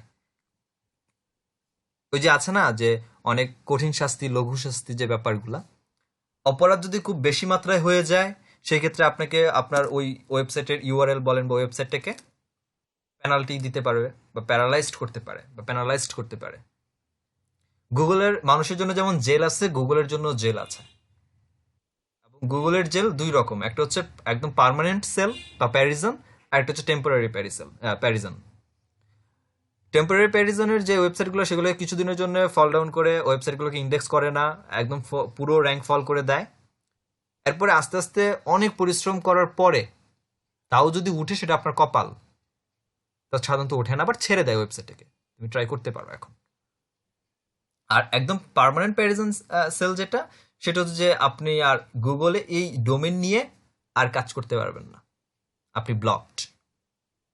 আর প্যারালাইজড বলতে সাধারণত যে কম শাস্তি, বলতে পারেন যে আপাতত আপনি একটা ভুল করছেন, ঠিক আছে, আপনি 30 দিনের জন্য প্যারালাইজ করে দিলাম, এরকম যে ব্যাপারগুলা ব্ল্যাক হ্যাট মেথড। তাহলে ব্ল্যাক হ্যাট মেথড কি মানুষ করে না? করে। কারা করে? 2 প্রকারের লোক করে। একটা হচ্ছে সিপিএম মার্কেটিং যারা করে, 1 সপ্তাহের জন্য একটা প্রমোশন আসছে, 1 সপ্তাহ চলবে, তাইলে অফারটা আসছে 2 দিন আগে, আমার টার্গেট হচ্ছে 4 থেকে 5 দিনের মধ্যে এটাকে সামহাও আমাকে র্যাঙ্কিং করতে হবে, বাকি 2 দিন আমার সেল যাবে। আমি যে টাকা খরচ করে এটাকে র্যাঙ্কিং করলাম, আমার ওই সেলের টাকা চলে আসার পরে ওই অফার শেষ, এখন ওয়েবসাইট জাহান্নামে চৌরাস্তায় যাক। বা ওই যে সিজনাল কিছু বিজনেস আছে, যেমন এখন ডিসেম্বর মাস, সামনে 25 ডিসেম্বর ক্রিসমাস বড়দিন, আমি বাংলাদেশ কথাটা বাদ দিলাম, কারণ বাংলাদেশে এসইওর কালচারটা এখনো গড়ে ওঠে নাই অনেস্টলি, এবং সেটা ইন ফিউচারে আগামী 4 থেকে 5 বছর পর কতটা যাবে সেটা হচ্ছে কথা। বাট এখন পর্যন্ত বাংলাদেশে এসইও বলতে কিছু বুঝে না। বাংলাদেশে একটা ওয়েবসাইটের ওনারও যেটা বুঝে সেটা হচ্ছে, ভাই ফেসবুক একটু বুস্ট করে দিবেন, বাজেট $5। অ্যাকচুয়ালি এখনো জানে না, বড় বড় কোম্পানি পর্যন্ত জানে না। আমি বাংলাদেশের টপ 10 ওয়েবসাইট নিয়ে কাজ করেছি, বাংলাদেশের যে টপ টেন গ্রুপ যেটা, আমি বাংলাদেশের আর্টের ওয়েবসাইটের ডোমেন হোস্টিং আমি নিজে কিনে দিয়েছি, কারণ টপ 10 যে সিনিয়র মার্চেন্ডাইজার সে আমার নিজের স্টুডেন্ট, আমার 3rd ব্যাচের। আমি তার সাথে বলতে বলতে সে আমার মোটামুটি বিজনেস পার্টনার। আমি সেই সকল ওয়েবসাইটে কাজ করি, বাট তারা এখন পর্যন্ত এসইও সম্পর্কে জানে না। তারা জানে আমার ওয়েবসাইটের প্রোডাক্ট আছে, এটাকে ফেসবুক, আমার পেজ আছে, ফেসবুকে বুস্ট করান আমার সেল আসবে। বাট গুগলেও যে র্যাঙ্কিংয়ে আসা যায় বা আসলে তার কতটা বেনিফিট এটা জানে না। তাই বাংলাদেশ বাদ দিলাম, বাইরে যাচ্ছি। ওয়েস্টার্ন কান্ট্রিতে ধরেন, আমেরিকাতেই ধরেন, বা যে খ্রিস্টান দেশীয় দেশগুলোর বললাম, যে সামনে ক্রিসমাস, এখন ওই যে ক্রিসমাসের অন কাইন্ড অফ ট্রি আছে যেটা সেল হয়, এখন কিন্তু সব থেকে বড় সময়টা এই ক্রিসমাস ট্রি সেলের। কারণ ওই ধর্মাবলম্বী লোকেরা যেটা করবে সেটা হচ্ছে প্রতিটা ঘরে ঘরে এখন ক্রিসমাস ট্রি থাকবে, বা এই উপলক্ষে মানুষের বাসায় গিফট আইটেম সেন্ড করা বলেন, বা কার্ডস প্রোভাইড সেন্ড করা বলেন, এই কাজগুলো করবে। এখন এই ক্রিসমাস ট্রি, ধরেন আপনার এখন একটা ক্রিসমাস ট্রির বিজনেস আপনি দিতে চাচ্ছেন, তো আপনি যখন এই ট্রিটা কিনলেন, আপনি ভালো করে জানেন 25শে ডিসেম্বর হচ্ছে বড়দিন। দ্যাট মিনস 25শে ডিসেম্বরের পর যেদিন 26শে ডিসেম্বর হচ্ছে, সেদিন এই ট্রি আপনার কাছ থেকে কেউ কিনবে না। আবার আপনি এটাও ভালো করে জানেন যে আমার কাছে এই ট্রি কবে থেকে কিনতে পারে লোকজন, 25 তারিখে যদি ক্রিসমাস ডে হয়, সেক্ষেত্রে আমার কাছ থেকে লোকজন 20 তারিখ থেকে কেনা শুরু করতে পারে, এর আগেও লোকজন কিনবে না। এই 20 তারিখ থেকে 24 তারিখ বা 25 তারিখ, এই 5 দিন আমার কাছ থেকে লোকজন এই ট্রিটা কিনবে। এর আগেও এই ট্রির কোনো ভ্যালু নাই, এরপরে তো কেউ কিনবে না। এখন আপনি এই ট্রির ব্যবসা করেন, এবার আপনি ভালো করে জানেন এটা অনলাইনে কি পরিমাণে সেল হয়। এই যে একটা সিজনাল একটা বিজনেস বা অন টাইম একটা বিজনেস, যদি বলি যে এর কাজ শেষ হয়ে যাওয়ার পর আমার কোনো দরকার নাই, এই ধরনের বিজনেসের ক্ষেত্রে এই ব্ল্যাক হেড মেথড ইউজ করা। এখন আপনি যদি এটাকে 20 তারিখের মধ্যে বা 19 তারিখে আগে থেকে একটু কাজ ধরছেন, এখন মনে করেন যে 10 তারিখ থেকে আপনি ডিসেম্বরের 10 তারিখে আপনি ওয়েবসাইটের ডেভেলপ করার পর এসইও এক্সপার্টের কাছে তুলে দিচ্ছেন, 10 তারিখে ব্ল্যাক হেড করো, সে 10 তারিখ থেকে 20 তারিখের মধ্যে আপনার ওয়েবসাইটকে র্যাঙ্ক করে দিল ব্ল্যাক হেড মেথডে। 20 তারিখ থেকে 5 দিন আপনি বিজনেস করলেন, 26 তারিখে আপনার ওই ওয়েবসাইটের কোনো দাম নাই, কারণ ওই ওয়েবসাইট থেকে ওই ট্রি আর কেউ কিনবে না। 26 তারিখে না, ওই 25 তারিখ ক্রিসমাস যেদিন শেষ, তার 1 মিনিট পরে যদি আপনার ওয়েবসাইট গুগল পেনাল্টি করে, আপনার কোনো সমস্যা আছে? আপনি এই 5 দিনের যে টাকা খরচ করে এটাকে র্যাঙ্কিংয়ে নিছেন, এবং যে টাকা আপনি সেল করে ফেলছেন, তাতে এখন আপনি আগামী 1 বছর বসে খেতে পারবেন। এই ধরনের ইন্টেনশন নিয়ে যারা বিজনেস করে, তাদের জন্য অ্যাকচুয়ালি ব্ল্যাক হেড মেথড। আমি ব্ল্যাক হেড বানানটা ভুল দেখছি, দেখছেন আপনাকে বললেন না। গ্রে হেড মেথডে আসি। গ্রে হেড মেথডটা হচ্ছে যে কিছুটা হোয়াইট হেড মেথড, মানে আমি চুরিও করব, ভালোও থাকবো। হোয়াইট হেড পুরোটাই সম্পূর্ণ আমি ভালো মানুষ, ব্ল্যাক হেড আমি চুরি করছি, গুগলকে ফাঁকি দিচ্ছি, গুগলের অ্যালগরিদমকে ফাঁকি দিচ্ছি, ফাঁকি দিয়ে আমি ওয়েবসাইটকে র্যাঙ্ক করে নিচ্ছি। গ্রে হেডটা হচ্ছে আমি ফাঁকিও দিচ্ছি, আবার ভালো থাকার চেষ্টাও করছি। দুটোর ব্ল্যাক হেড এবং হোয়াইট হেড দুইটার কম্বিনেশন করে যখন একটা ওয়েবসাইটকে র্যাঙ্কিং করানো হয়, বা যে মেথডের মাধ্যমে র্যাঙ্কিং করানো হয়, এটাকে বলা হয় গ্রে হেড মেথড।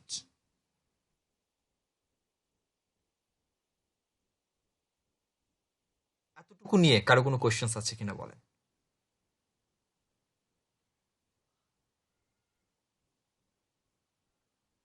আমি কি আছি আপনাদের সাথে? জি ভাইয়া, থাকলে কেন? কারো কোনো কোয়েশ্চেন্স আছে? ভাই আমরা কি শুধু হোয়াইট হ্যাট শিখবো, না আমরা black শুধু hat হোয়াইট হেড শিখবো। আপনি যে কোনো মার্কেট প্লেসে কাজ করেন, সব ক্লায়েন্ট আপনার কাছে হোয়াইট হেড চাইবে, ব্ল্যাক হেডের ক্লায়েন্ট খুবই কম, খুবই কম। গ্রে হেডও কেউ চায় না, সবাই চায় লং টাইম বিজনেস করতে, কেউ শর্ট টাইমে চলে যেতে চায় না মার্কেট থেকে। আচ্ছা, এখন আসেন মেথডের দিক দিয়ে, আমরা কতগুলো মেথডে আমরা অ্যাকচুয়ালি এসইও করব। একটা ওয়েবসাইটকে হোয়াইট হেডে এসইও করবো, white head method, grey head method আর ব্ল্যাক হেড মেথড, যে মেথডেই আমি কাজ করি না কেন আমাকে এই তিনটা মেথড অ্যানালাইসিস করেই কাজ করতে হবে, মানে সাথে নিয়ে কাজ করতে হবে, on page, of page, technical SEO. এই তিনটাকেই এই তিনটা সেগমেন্ট এই প্রতিটা ক্লাসিফিকেশনের মধ্যেই যায়। এটা হোয়াইট হেড মেথড যখন আপনি কাজ করবেন এটার জন্য আপনার প্রযোজ্য, আপনি গ্রে হেড মেথডে কাজ করবেন এটার জন্য প্রযোজ্য, আবার ব্ল্যাক হেডের জন্য কাজ করবেন ব্ল্যাক হেড মেথডের মধ্যে আপনাকে অন পেজ অফ পেজ করতেই হবে। বাট এই তিনটা সেগমেন্ট সবার সাথেই যায়।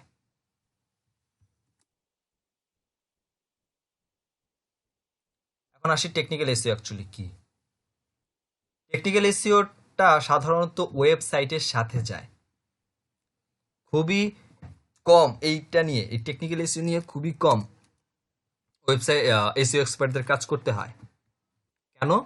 টেকনিক্যাল এসইওর মধ্যে কিছু কিছু বিষয় আছে যেগুলো অন পেজের মধ্যে ইনক্লুডেড, সো ওইটা অন পেজের মধ্যে ঢুকাই দিলে ওই টেকনিক্যালের মধ্যে এসইও এক্সপার্টদের খুব বেশি কাজ করতে হয় না, কারণ এই টেকনিক্যাল এসইওর মধ্যে যে বিষয়গুলো পড়ে সেগুলো হচ্ছে ডোমেন, দেন হচ্ছে হোস্টিং, থিম, এই বিষয়গুলো থাকে ম্যাক্সিমাম, যেগুলা সাধারণত একজন ক্লায়েন্ট আগেই নিয়ে নেয়, তারপরে আপনার কাছে এসইও করাতে আসে, কন্টেন্ট সবকিছু দিয়ে রেডি করে তারপরে আপনার কাছে আসে। আপনাদের কাজটা মূলত শুরু হয় এই দুইটা নিয়েই, অন পেজ আর অফ পেজ। খুবই কম টেকনিক্যাল এসইওর কাজ করতে হয়। টেকনিক্যাল এসইওর মধ্যে আরো যেটা পড়ে সেটা হচ্ছে যে ওয়েবসাইট স্পিড,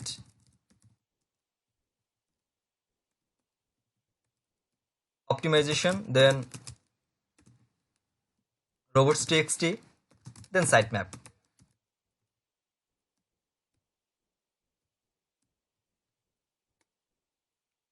কিন্তু এই রোবট টেক্সট এবং সাইটম্যাপ এই দুইজন আবার অন পেজের মধ্যে ইনক্লুড, অন পেজে যত ধরনের কাজ আছে যত আছে তাদের মধ্যে থেকে আবার রোবট টেক্সট এবং সাইটম্যাপ অন পেজের মধ্যে ইনক্লুড।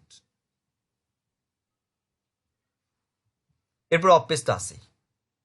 এই হচ্ছে classification of SEO and method of SEO. কারো কোনো কোয়েশ্চেন্স থাকলে এখন বলতে পারেন।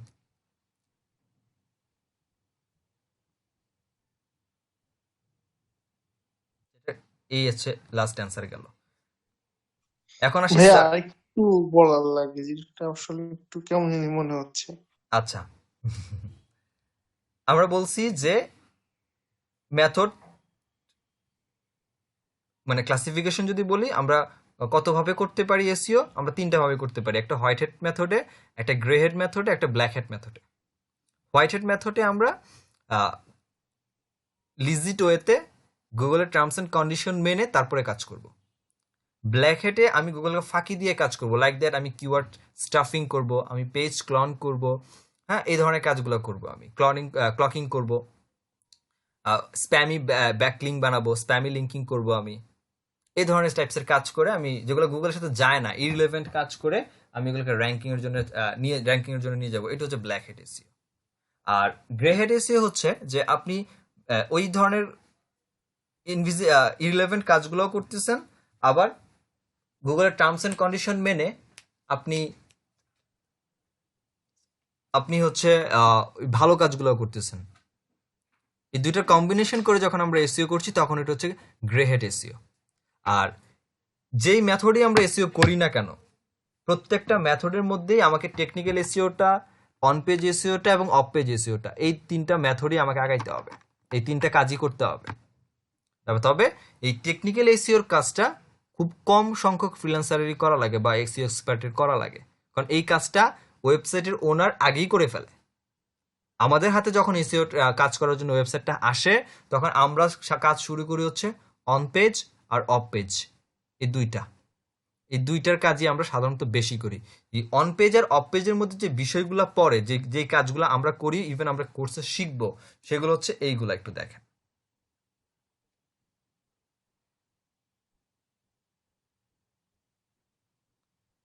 যেমন এই যে এইখানে আছে দেখেন ডোমেন নেম, এখান থেকেও না, এই যে 9 নম্বর ক্লাস থেকে যেটা আছে, title optimisation, URL optimisation, meta description, তারপর হচ্ছে content optimisation, heading tag, anchor text, image SEO, site map, তারপরে আরো আছে এক্সটার্নাল লিঙ্কিং, ইন্টারনাল লিঙ্কিং করার ব্যাপারগুলা, আমাদের অন পেজের ওয়েবসাইটগুলোকে অডিট করা, আমাদের ওয়েবসাইটগুলোকে গুগল সার্চ কনসোলে সাবমিট বা গুগল অ্যানালাইটিক্সে সাবমিট, গুগল অ্যাডসেন্সে অ্যাপ্রুভাল করানো, এই যে বিষয়গুলো, এই প্রত্যেকটা কাজই হচ্ছে অন পেজের কাজ।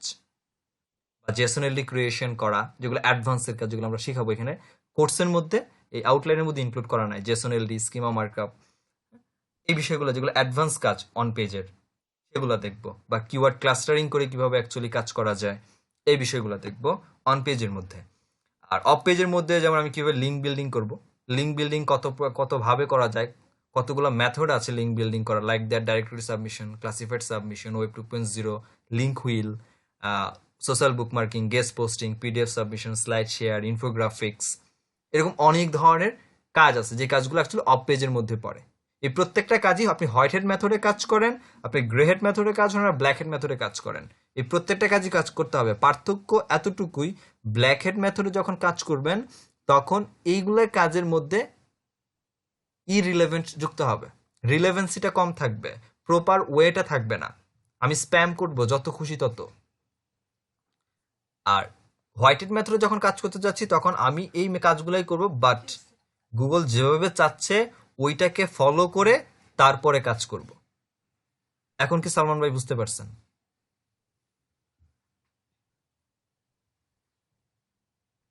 জি ভাই, বুঝতে পারছি। আর কারো কোনো কোয়েশ্চেন্স?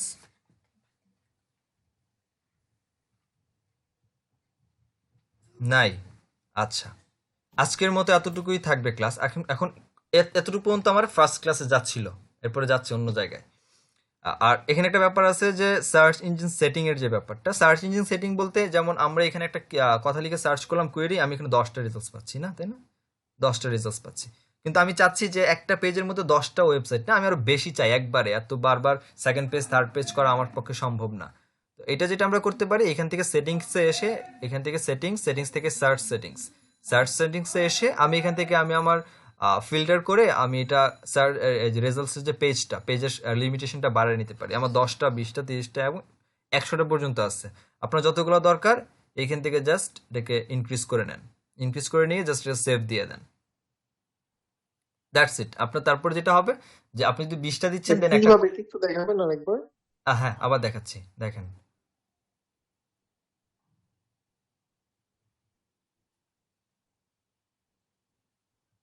এই যে এখানে সেটিংস কোন কিছু লিখেছে, যখন সার্চ করলাম এই যে রেজাল্টস আসছে, রেজাল্টসের পাশে এই যে সেটিংস এবং টুলস দুইটা অপশনস আছে এখানে। তো আমাদের সেটিংসে যাইতে হবে, এন্ড সেটিংস থেকে হচ্ছে সার্চ সেটিংসে ক্লিক করি। আচ্ছা, একটু আসুক লোডিং হয়ে, সাথে অনেকগুলো টুলস। এই যে সেটিংস থেকে এই সার্চ সেটিংস একদম প্রথমেই আছে। সার্চ সেটিংসে ক্লিক করলে আপনার ওই অপশনসটা চলে আসবে, পেজটা আসবে। এই পেজের মধ্যেই দেওয়া আছে এই যে রেজাল্টস পার পেজেস। হ্যাঁ, এখানে আমার 10 সিলেক্ট করা আছে, এটাকে আমি ইনক্রিজ করলে করতে পারি 20, 30, 40, 50 এবং 100 পর্যন্ত।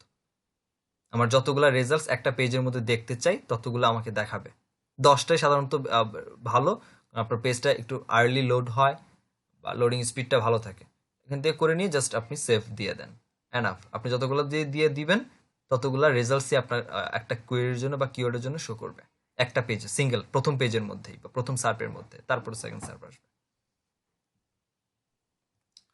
এখন আসি কিছু বাড়তি জিনিসে। দেখেন normally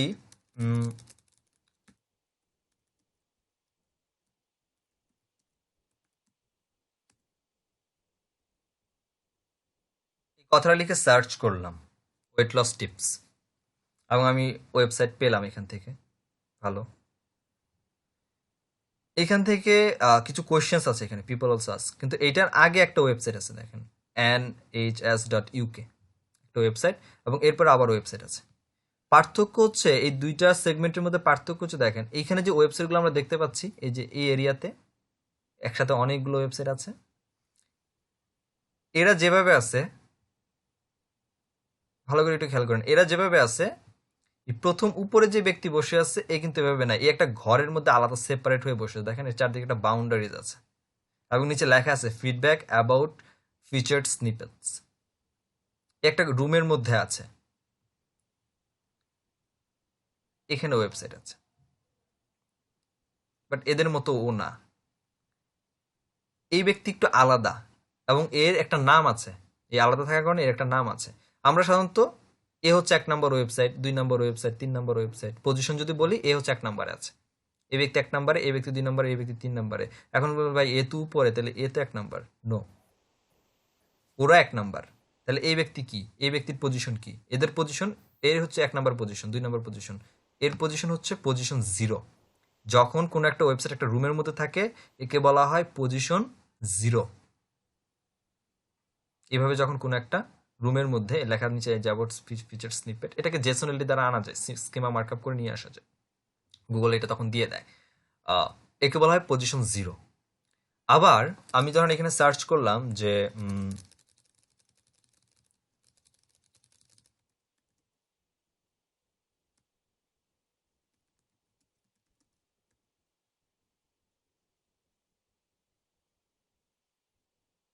local SEO expert in Bangladesh, এই কথাটা লিখে সার্চ করলে এই যে এখানে একটা ম্যাপ আসছে, এবং প্রথমে যেটা আছে এটা আমার জিএমবি, রাইট? এবং এরপরে আরো ওয়েবসাইট আছে। এরপর ওয়েবসাইট যেগুলো আছে এগুলো অর্গানিকলি র্যাঙ্কিং করা ওয়েবসাইট এখানে আছে। আর এটা যেটা আছে এটা একটা ম্যাপ আছে, এখানে 3টা দেখাচ্ছে, আপাতত 3টা দেখাচ্ছে। তার মধ্যে প্রথমটা আমার, বাকিটা হচ্ছে একজন ফারুক স্যারের, আরেকজন জানি না কে। এরপরে ভিউয়াল দিলে আরো আছে। এই যে ম্যাপটা দেখাচ্ছে এটাকে এসইওর ভাষায় অনেকগুলো নাম আছে। এসইওর ভাষায় এই ম্যাপটাকে বলা হয় জিএমবি, বা যা এর ফুল মিনিং হচ্ছে Google my business page, local pack, 3 pack, snack pack, Google map. বুঝেন? Google map, local pack, snack pack, 3 pack, GMB অথবা গুগল মাই বিজনেস পেজ। এই প্ল্যাটফর্মটাকে, এই ম্যাপিংটাকে এতগুলা নামে কোন এক একজন এসইও এক্সপার্ট বা এক একজন ক্লায়েন্ট এক এক নামে ডাকে, মাথায় রাখেন। এরপরে যাই, লিখি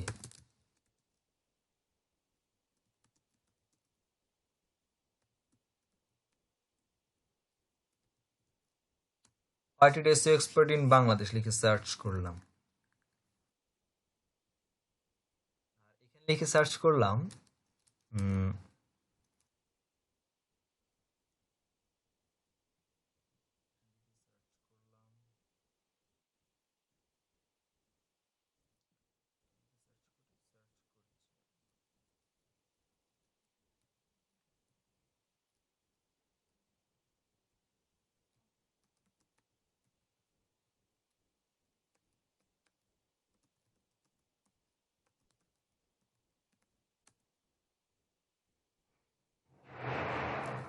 অনলাইন এসইও কোর্স। এখানে অনলাইন এসইও কোর্স লিখে সার্চ করলাম। এই উপরে যে ওয়েবসাইটটা আসছে এখানে পাশে এডি লেখা আছে। এই ব্যক্তি কিন্তু অর্গানিকলি এসইও করে র্যাঙ্কিং আসে না, এই ব্যক্তি গুগলকে টাকা দিচ্ছে, গুগলের মধ্যে অ্যাড দিচ্ছে। এই অ্যাড দেওয়ার কারণে গুগলকে 1 নাম্বার দেখাচ্ছে, এবং দেখেন পাশে লেখা আছে অ্যাড, এবং এর নিচে যে ওয়েবসাইটগুলো আছে এরা অর্গানিকলি র্যাঙ্কিং আসে ওয়েবসাইট। আর এখানে একটা রেজাল্ট আসতেছে, আসুক। এত টাইম কেন নিচ্ছে লোডিং?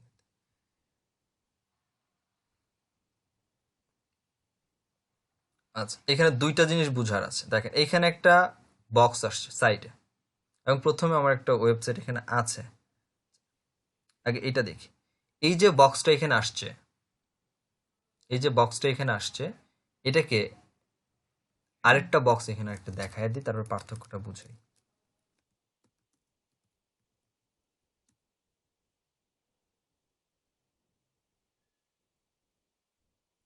এখানে আরেকটা বক্স আসছে, আমরা কাজী নজরুল ইসলাম লিখে সার্চ করেছি, এখানে একটা বক্স আসছে।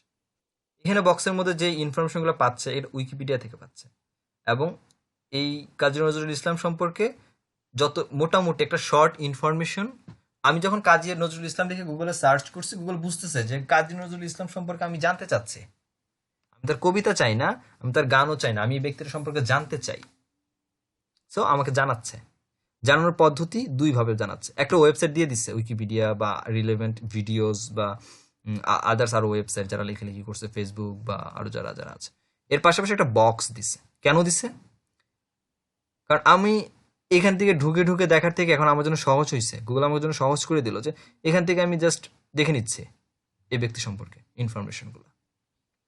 কিন্তু কাজী নজরুল ইসলাম লিখে সার্চ করলাম, এই যে এরকম একটা বক্স আসছে, আমার জন্য এরকমই একটা বক্স এখানে দিচ্ছে যখন লিখলাম white head SEO expert in Bangladesh. তো এই যে বক্সটা আমার এখানে দিল, আসুক,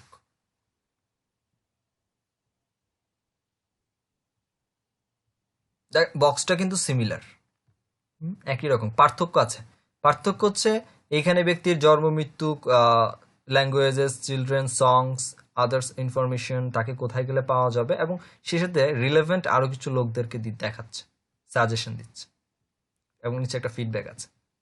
একই রকম দেখতে রুম। এবং এইখানে যদি দেখি এটা একই রকম, বাট এইখানে আমার ফোন নাম্বার দেওয়া আছে, আমার অ্যাড্রেস দেওয়া আছে, আমার ওয়েবসাইট দেওয়া আছে, ইভেন আমি কিছু পোস্ট করেছি সেগুলো দেওয়া আছে, এখানে কিছু কিছু জিনিস দেওয়া আছে, এখানেও ফিডব্যাক অ্যাবাউট দিস ডেটা দেওয়া আছে। একই রকম দেখতে হইলেও দুইজনের নাম আলাদা। এই যে বক্সটা দেখতে পাচ্ছি এইভাবে এরকম, যেখানে আমার একটা ওয়েবসাইট আছে, এখানে কিন্তু কোনো ওয়েবসাইট নেই, তাই আমার ডিরেকশন আছে, আমার কাছে পৌঁছানোর মতো জায়গা আছে, আমাকে কল করা যাচ্ছে, এর কাছে কোনো ডিরেকশন নাই, কোনো কল করার কোনো সিস্টেম নাই। এই যে এটা একটা বিজনেসের জন্য ইনফরমেশন, এটা আমার একটা বিজনেস, বিজনেসের একটা জিএমবি যে গুগল ম্যাপ কিছুক্ষণ আগে দেখছি, ওইটার একটা অংশ হচ্ছে এটা, ওইটার জন্য এটা এখানে শো হচ্ছে। এটাকে বলা হয় অনবক্স। এসইওর ভাষায় এই ধরনের বক্সগুলোকে, যেগুলো জিএমবির জন্য আসে, এগুলোকে বলা হয় অনবক্স। আর যখন এরকম কোনো বক্স আসতেছে, কোনো একজন লিখলাম যেখানে ইনফরমেশন পাচ্ছি, কোনো একটা কন্টেন্ট পাচ্ছি, যে একটা উইকিপিডিয়াতে দেখাচ্ছে বা অন্য কোনো ওয়েবসাইট থেকেও দেখাতে পারে, এদের এই বক্সটাকে বলা হয় নলেজ বক্স বা নলেজ গ্রাফ। হ্যাঁ, এই এই এই বক্সটাকে বলা হয় নলেজ গ্রাফ। আর এই ধরনের বক্সটাকে, ইনফরমেশন রিলেটেড যে এসছে, এটাকে বলা হয় অনবক্স। আচ্ছা, এতটুকু বুঝছেন তো না? জি ভাইয়া। আবার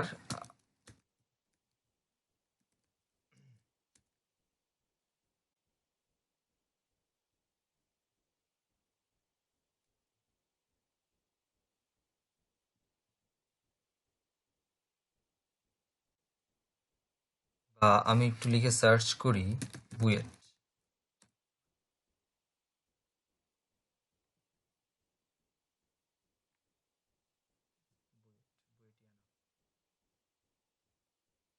বুয়েটের দেখেন একটা বক্স আসছে, যেটা হচ্ছে অনবক্স, এর ওয়েবসাইট, ডাইরেকশন সবকিছু আছে।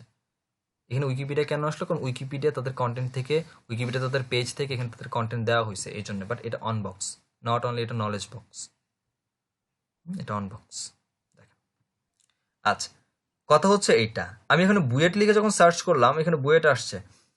আমি আবার এখানে এসইও অনলাইন কোর্স লিখে যখন সার্চ করছিলাম, এখানে কিন্তু প্রথম ওয়েবসাইট দেখেন বুয়েটের, নিচে বুয়েটের আরো হয়তো অন্যান্য ওয়েবসাইট থাকতে পারে, বা বুয়েট সম্পর্কে আরো ইনফরমেশন থাকতে পারে। এইখানে এই যে ইন্টারফেসটা, প্রথম ওয়েবসাইটে বুয়েট .ac.bd ওয়েবসাইটে, বাট এখানে 4-6টা লিঙ্ক আছে এখানে।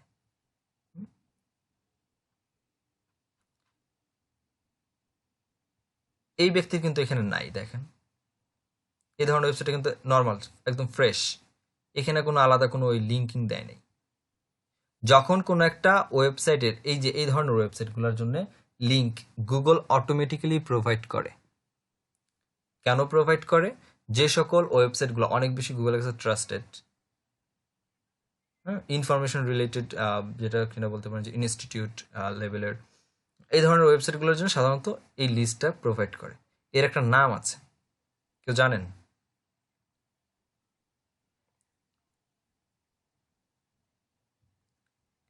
এগুলোকে বলা হয় সাইট লিঙ্ক।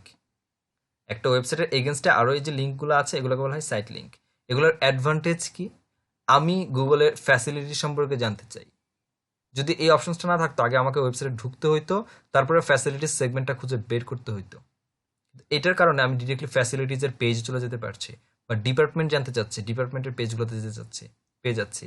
তাদের নিউজ জানতে চাচ্ছি, ডিরেক্টলি ওয়েবসাইটের রুট ডোমেনে না গিয়ে, হোম পেজে না গিয়ে, না খুঁজে, ডিরেক্টলি স্পেসিফিক যেটা ইম্পর্টেন্স, গুগলের কাছে মনে হচ্ছে যে এই পেজটা অনেক বেশি ইম্পর্টেন্স পিপলদের কাছে, তারা দিচ্ছে। এই যে লিঙ্কগুলো, এগুলো বলা হয় সাইট লিঙ্ক, যখন এভাবে আসে। তাহলে আর ইনিশিয়েটিভ ছাড়া কি অন্য কোনোতে আসবে না? আসবে, দেখেন, দেখাচ্ছি, আসবে, অবশ্যই আসবে। আমি সেটা দেখাতে চাচ্ছিলাম, কিন্তু লোড হচ্ছিল অনেক টাইম নিয়ে। দেখাচ্ছি, দেখেন। আমি তার কোনো ইনস্টিটিউট না, আমি তো একজন ব্যক্তি, আমারটাই দেখাই। জি। আমারও 4টা আছে, আনা যায়, সমস্যা নেই। যেমন আমার অ্যাবাউট কন্টাক্ট, আমার এসইও কোর্স, আমার কোর্সেস গুলা, এগুলা আমার কোর্সগুলো ডিরেক্টলি কোর্সে ঢুকে যেতে পারছে, বাবা কন্টাক্টে বা অ্যাবাউটে। সো করা যায়, সমস্যা নেই, আসবে। পার্সোনাল ওয়েবসাইট, এটা পার্সোনাল ওয়েবসাইট, এটা আমার পোর্টফোলিও ওয়েবসাইট, আসছে তো। ভাই বুঝলাম না ব্যাপারটা, আবার একটু এক্সপ্লেন করতে। এটাকে বলা হয় সাইট লিঙ্ক, এটাকে বলা হয় সাইট লিঙ্ক। কিভাবে করে এটা সামনে দেখবো, বাট এটাকে বলা হয় সাইট লিঙ্ক। যেমন নর্মালি আমরা অনলাইন কোর্স লিখে সার্চ করছি, আমার এখানে তো আসে নাই, এই ওয়েবসাইটগুলো আসে নাই, এগুলো প্লেন, একদম প্লেন। কিন্তু এইখানে যখন আমি সার্চ করলাম বুয়েট বা আমার এই যে এমরাবিনেসিও বা ঢাকা ইউনিভার্সিটি বা এমআইএসটি, এগুলো যখন সার্চ করছি, ওয়েবসাইট আসছে রুট ডোমেন, ঠিক আছে, এই যে প্রথম ওয়েবসাইট, মেইন ওয়েবসাইট আছে, বাট ওয়েবসাইটের নিচে আরো আলাদা লিঙ্ক আছে, যেগুলো ওই ওয়েবসাইটের মধ্যেই কোনো না কোনো একটা পেজ, এগুলো একটা পেজ, সিঙ্গেল পেজ। এই পেজগুলো গুগল অটোমেটিক্যালি দেয়, এবং এগুলো আনার জন্য আবার স্কিমা মার্কআপ বা স্নিপেট যেগুলো, সেগুলো করতে হয়, করলে এগুলো চলে আসে। তো কখনো যদি ক্লায়েন্ট বলে যে আমার ওয়েবসাইটে তো দেখো আমার কম্পিটিটর ওই ব্যক্তির ওয়েবসাইটে এরকম ভাবে যে সাইট লিস্ট আসতেছে, এগুলো আসতেছে, আমার ওয়েবসাইটে আসে না কেন? তার কারণ হচ্ছে তার ওয়েবসাইটের মধ্যে স্কিমা মার্কআপ ওইভাবে করা হয় নাই। এটা করতে হবে, যেটা আমরা সামনে করব, বাট এটাকে বলা হয় সাইট লিঙ্ক। এই যে এইভাবে যে একটা ভিউ আসছে, ইন্টারফেস আসছে, ইন্টারফেসটাকে বলা হয় সাইট লিঙ্ক। আমি মনে হয় একই কথা বারবার বলছি।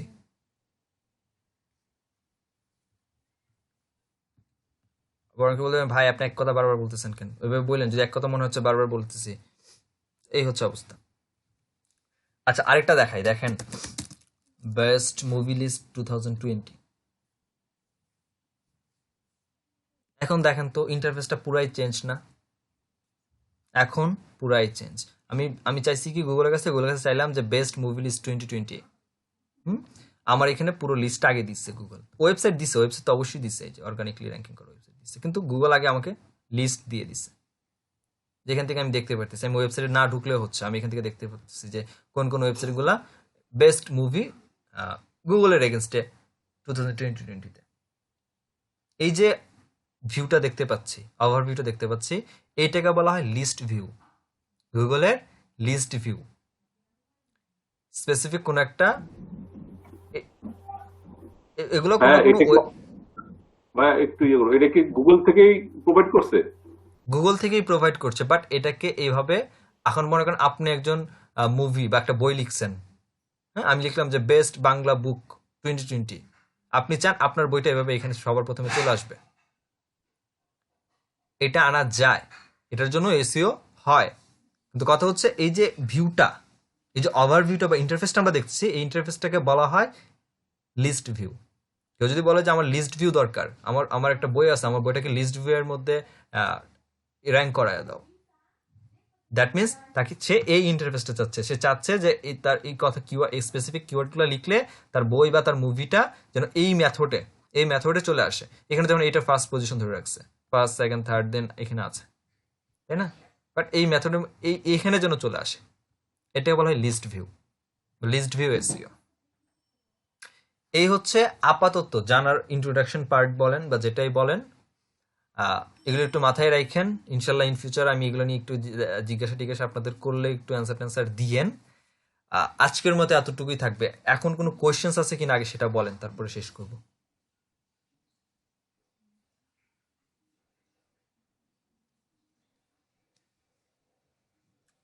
কারো কোনো কোয়েশ্চেন্স নাই? আচ্ছা, ঠিক আছে, কারো কোনো কোয়েশ্চেন্স যদি না থাকে, নেক্সট ক্লাস মানে যেটা টাইম ছিল ওইভাবেই হয়ে যাবে শিডিউল অনুসারে। আর দেখা যাক, আরো হয়তো নতুন আপনাদের সাথে জয়েন হতে পারে, তবে যদি জয়েন না হয় আপনাদের জন্যই ভালো, একদম লাকিলি সিমছাম একটা ছোট একটা ব্যাচ হয়ে যাবে। স্পেশাল ব্যাচ হইবে তাইলে ভাইয়া, স্পেশাল ব্যাচ অলরেডি চলছে, আমার 7 নাম্বার ব্যাচ, এটা স্পেশাল ব্যাচ। আবার 12 নম্বর ব্যাচে গিয়ে হচ্ছে একটা স্পেশাল ব্যাচ, 14 নম্বর ব্যাচে একটা স্পেশাল ব্যাচ। ভাই আমার একটা ওইটা কোশ্চেন ছিল। হ্যাঁ বলেন। স্পেশাল জিনিস বলতে স্পেশালিটি কিছু অনেক থাকবে? কিছু অনেক কিছু স্পেশালাইজড আছে ওইখানে প্রতিটা তো আমাদের 7টা ব্যাচ ভাই পরে আমার একটা পরে। প্রশ্ন ছিল, হ্যাঁ বলেন। সার্চ ইঞ্জিন মার্কেটিংটা কি জিনিস? সার্চ ইঞ্জিন মার্কেটিং হচ্ছে, আজকে বলবো না, এটা এটা সামনে আছে, আচ্ছা ঠিক আছে। এটা আছে ভাইয়া তিন নম্বর ভাইয়া ব্যাচে আছে। স্পেশাল ব্যাচ কি ভাই আমরা কি কথা বলছি বলতেছেন? স্পেশাল ব্যাচ হচ্ছে ওইটা এভাবে আমি ক্রিয়েট করছি, শিডিউল যদিও মানে আউটলাইনটা যদিও এটা, বাট আমার এই স্পেশাল ব্যাচটাতে মোটামুটি এমন কিছু টপিকস আছে যেগুলো এই আউটলাইনের একদমই বাইরে, এটার মধ্যে মানে নাই, তার মধ্যে ওইটার মধ্যে অ্যাফিলিয়েট মার্কেটিং ঢুকে গেছে, ঢুকিয়ে দিছি আর কি, মানে অ্যাফিলিয়েট নিয়ে টোটালি অ্যাফিলিয়েটকে টার্গেট করে মোটামুটি কিভাবে ছেলেপেলেরা কাজ করতে পারে বা র্যাঙ্কিং নিতে পারে ওইরকম একটা প্রজেক্ট ওয়াইজ ধরে কথা নিয়ে কাজ করছি আর কি। অ্যাফিলিয়েটটা এখানে চলে আসতেছে। হ্যাঁ আমাদেরকে করাবেন না আমাদের দেখা যাক, বিষয়টা করাবেন না? ভাইয়া? দেখা আমরা যাক। কি আপনারা এক ব্যাচ আগে আসতে হলেই ভালো হইতো। না ভাই, আমরা ভাইয়া চাই এই জিনিসটা আসলে আমরা ইনশাল্লাহ ইনশাল্লাহ দেওয়ার চেষ্টা করতে হবে। আবার আমরাও 14 নম্বর চাইতেছি ব্যাচে গিয়ে জিনিসটা। হয়ে যাবে, 14 নম্বর ব্যাচে গিয়ে আরেকটা, মানে আমি চিন্তা ইন্টারন্যাশনাল প্রতি 7টা ব্যাচ পরে পরে একটা করে স্পেশাল ব্যাচ মুভ করবো, যেখানে টাকাও কমায় দিব প্লাস পুরো শিডিউলও চেঞ্জ করে দিব, মানে আউটলাইনটাও চেঞ্জে থাকবে। ওইখানে মোটামুটি বলতে পারেন অ্যাডভান্সটা বেশি যাচ্ছে, সহজ কথা যদি বলি ওদের অ্যাডভান্সটা বেশি যাচ্ছে বা যাবে আবার সামনে ক্লাসগুলোতে, এরকম এই ভাইয়া একটা ব্যাপার জিনিসটা? যাচ্ছে। হইলাম না ভাইয়া, হ্যাঁ না, আমরা বঞ্চিত এরকম হইলাম। ব্যাপারটা ভাইয়া? ভাই আমাদের বঞ্চিত করেন না। না ঠিক আছে, আপনারা এই যে বললাম আপনারা যে এই কয়জন ছিমছাম কয়জন লোক, 6 জন লোক, তো জি 6 ভাই, জন লোকের মধ্যে, আমরা একটু সুযোগটা পাইলে আরো ভালো হয় না? হ্যাঁ সেটাই 6 জন লোক তো, আর যদি কেউ না আসে তাহলে এইটা আপনাদের ওইভাবেই টেনে নিয়ে যাব, সমস্যা নেই ভাই। তবে আমি বললাম আমার যতটুকু সাধ্য আছে আমি দিয়ে যাবো ভাই আপনাদের, চিন্তা করেন। তবে এতটুকু গ্যারান্টি দিতে পারি ভাই, এখান থেকে এসিও কোর্স করে যাওয়ার পর আর কোনো জায়গায় কোনো টাকা খরচ করে আর এসিও শিখতে হবে না অ্যাটলিস্ট, এরপর শুধুমাত্র নিজেকে একটু আপডেট রাখবেন, দ্যাটস ইট। রিসার্চ করে করে নিজেকে একটু আপডেট রাখবেন, এনাফ। বাট টাকা খরচ করে এসিও এইটা আর কোনোদিন মাথায় আসবে না আপনাদের, এতটুকু গ্যারান্টি আমি রবিন এখানে বসে যে ক্লাস শেষ দিয়ে দিলাম আজকে ফার্স্ট ক্লাসে। বাট একটু ভালো করে ক্লাসটা করেন, সবগুলা ক্লাস ইনশাআল্লাহ। ভাই ক্লাসটা আজকের মতো করতে পারবেন? অফিসিয়ালি 1 মিনিট, অফিসিয়ালি ভিডিওটা ক্লোজ করছি, অফিসিয়ালি ক্লাস শেষ।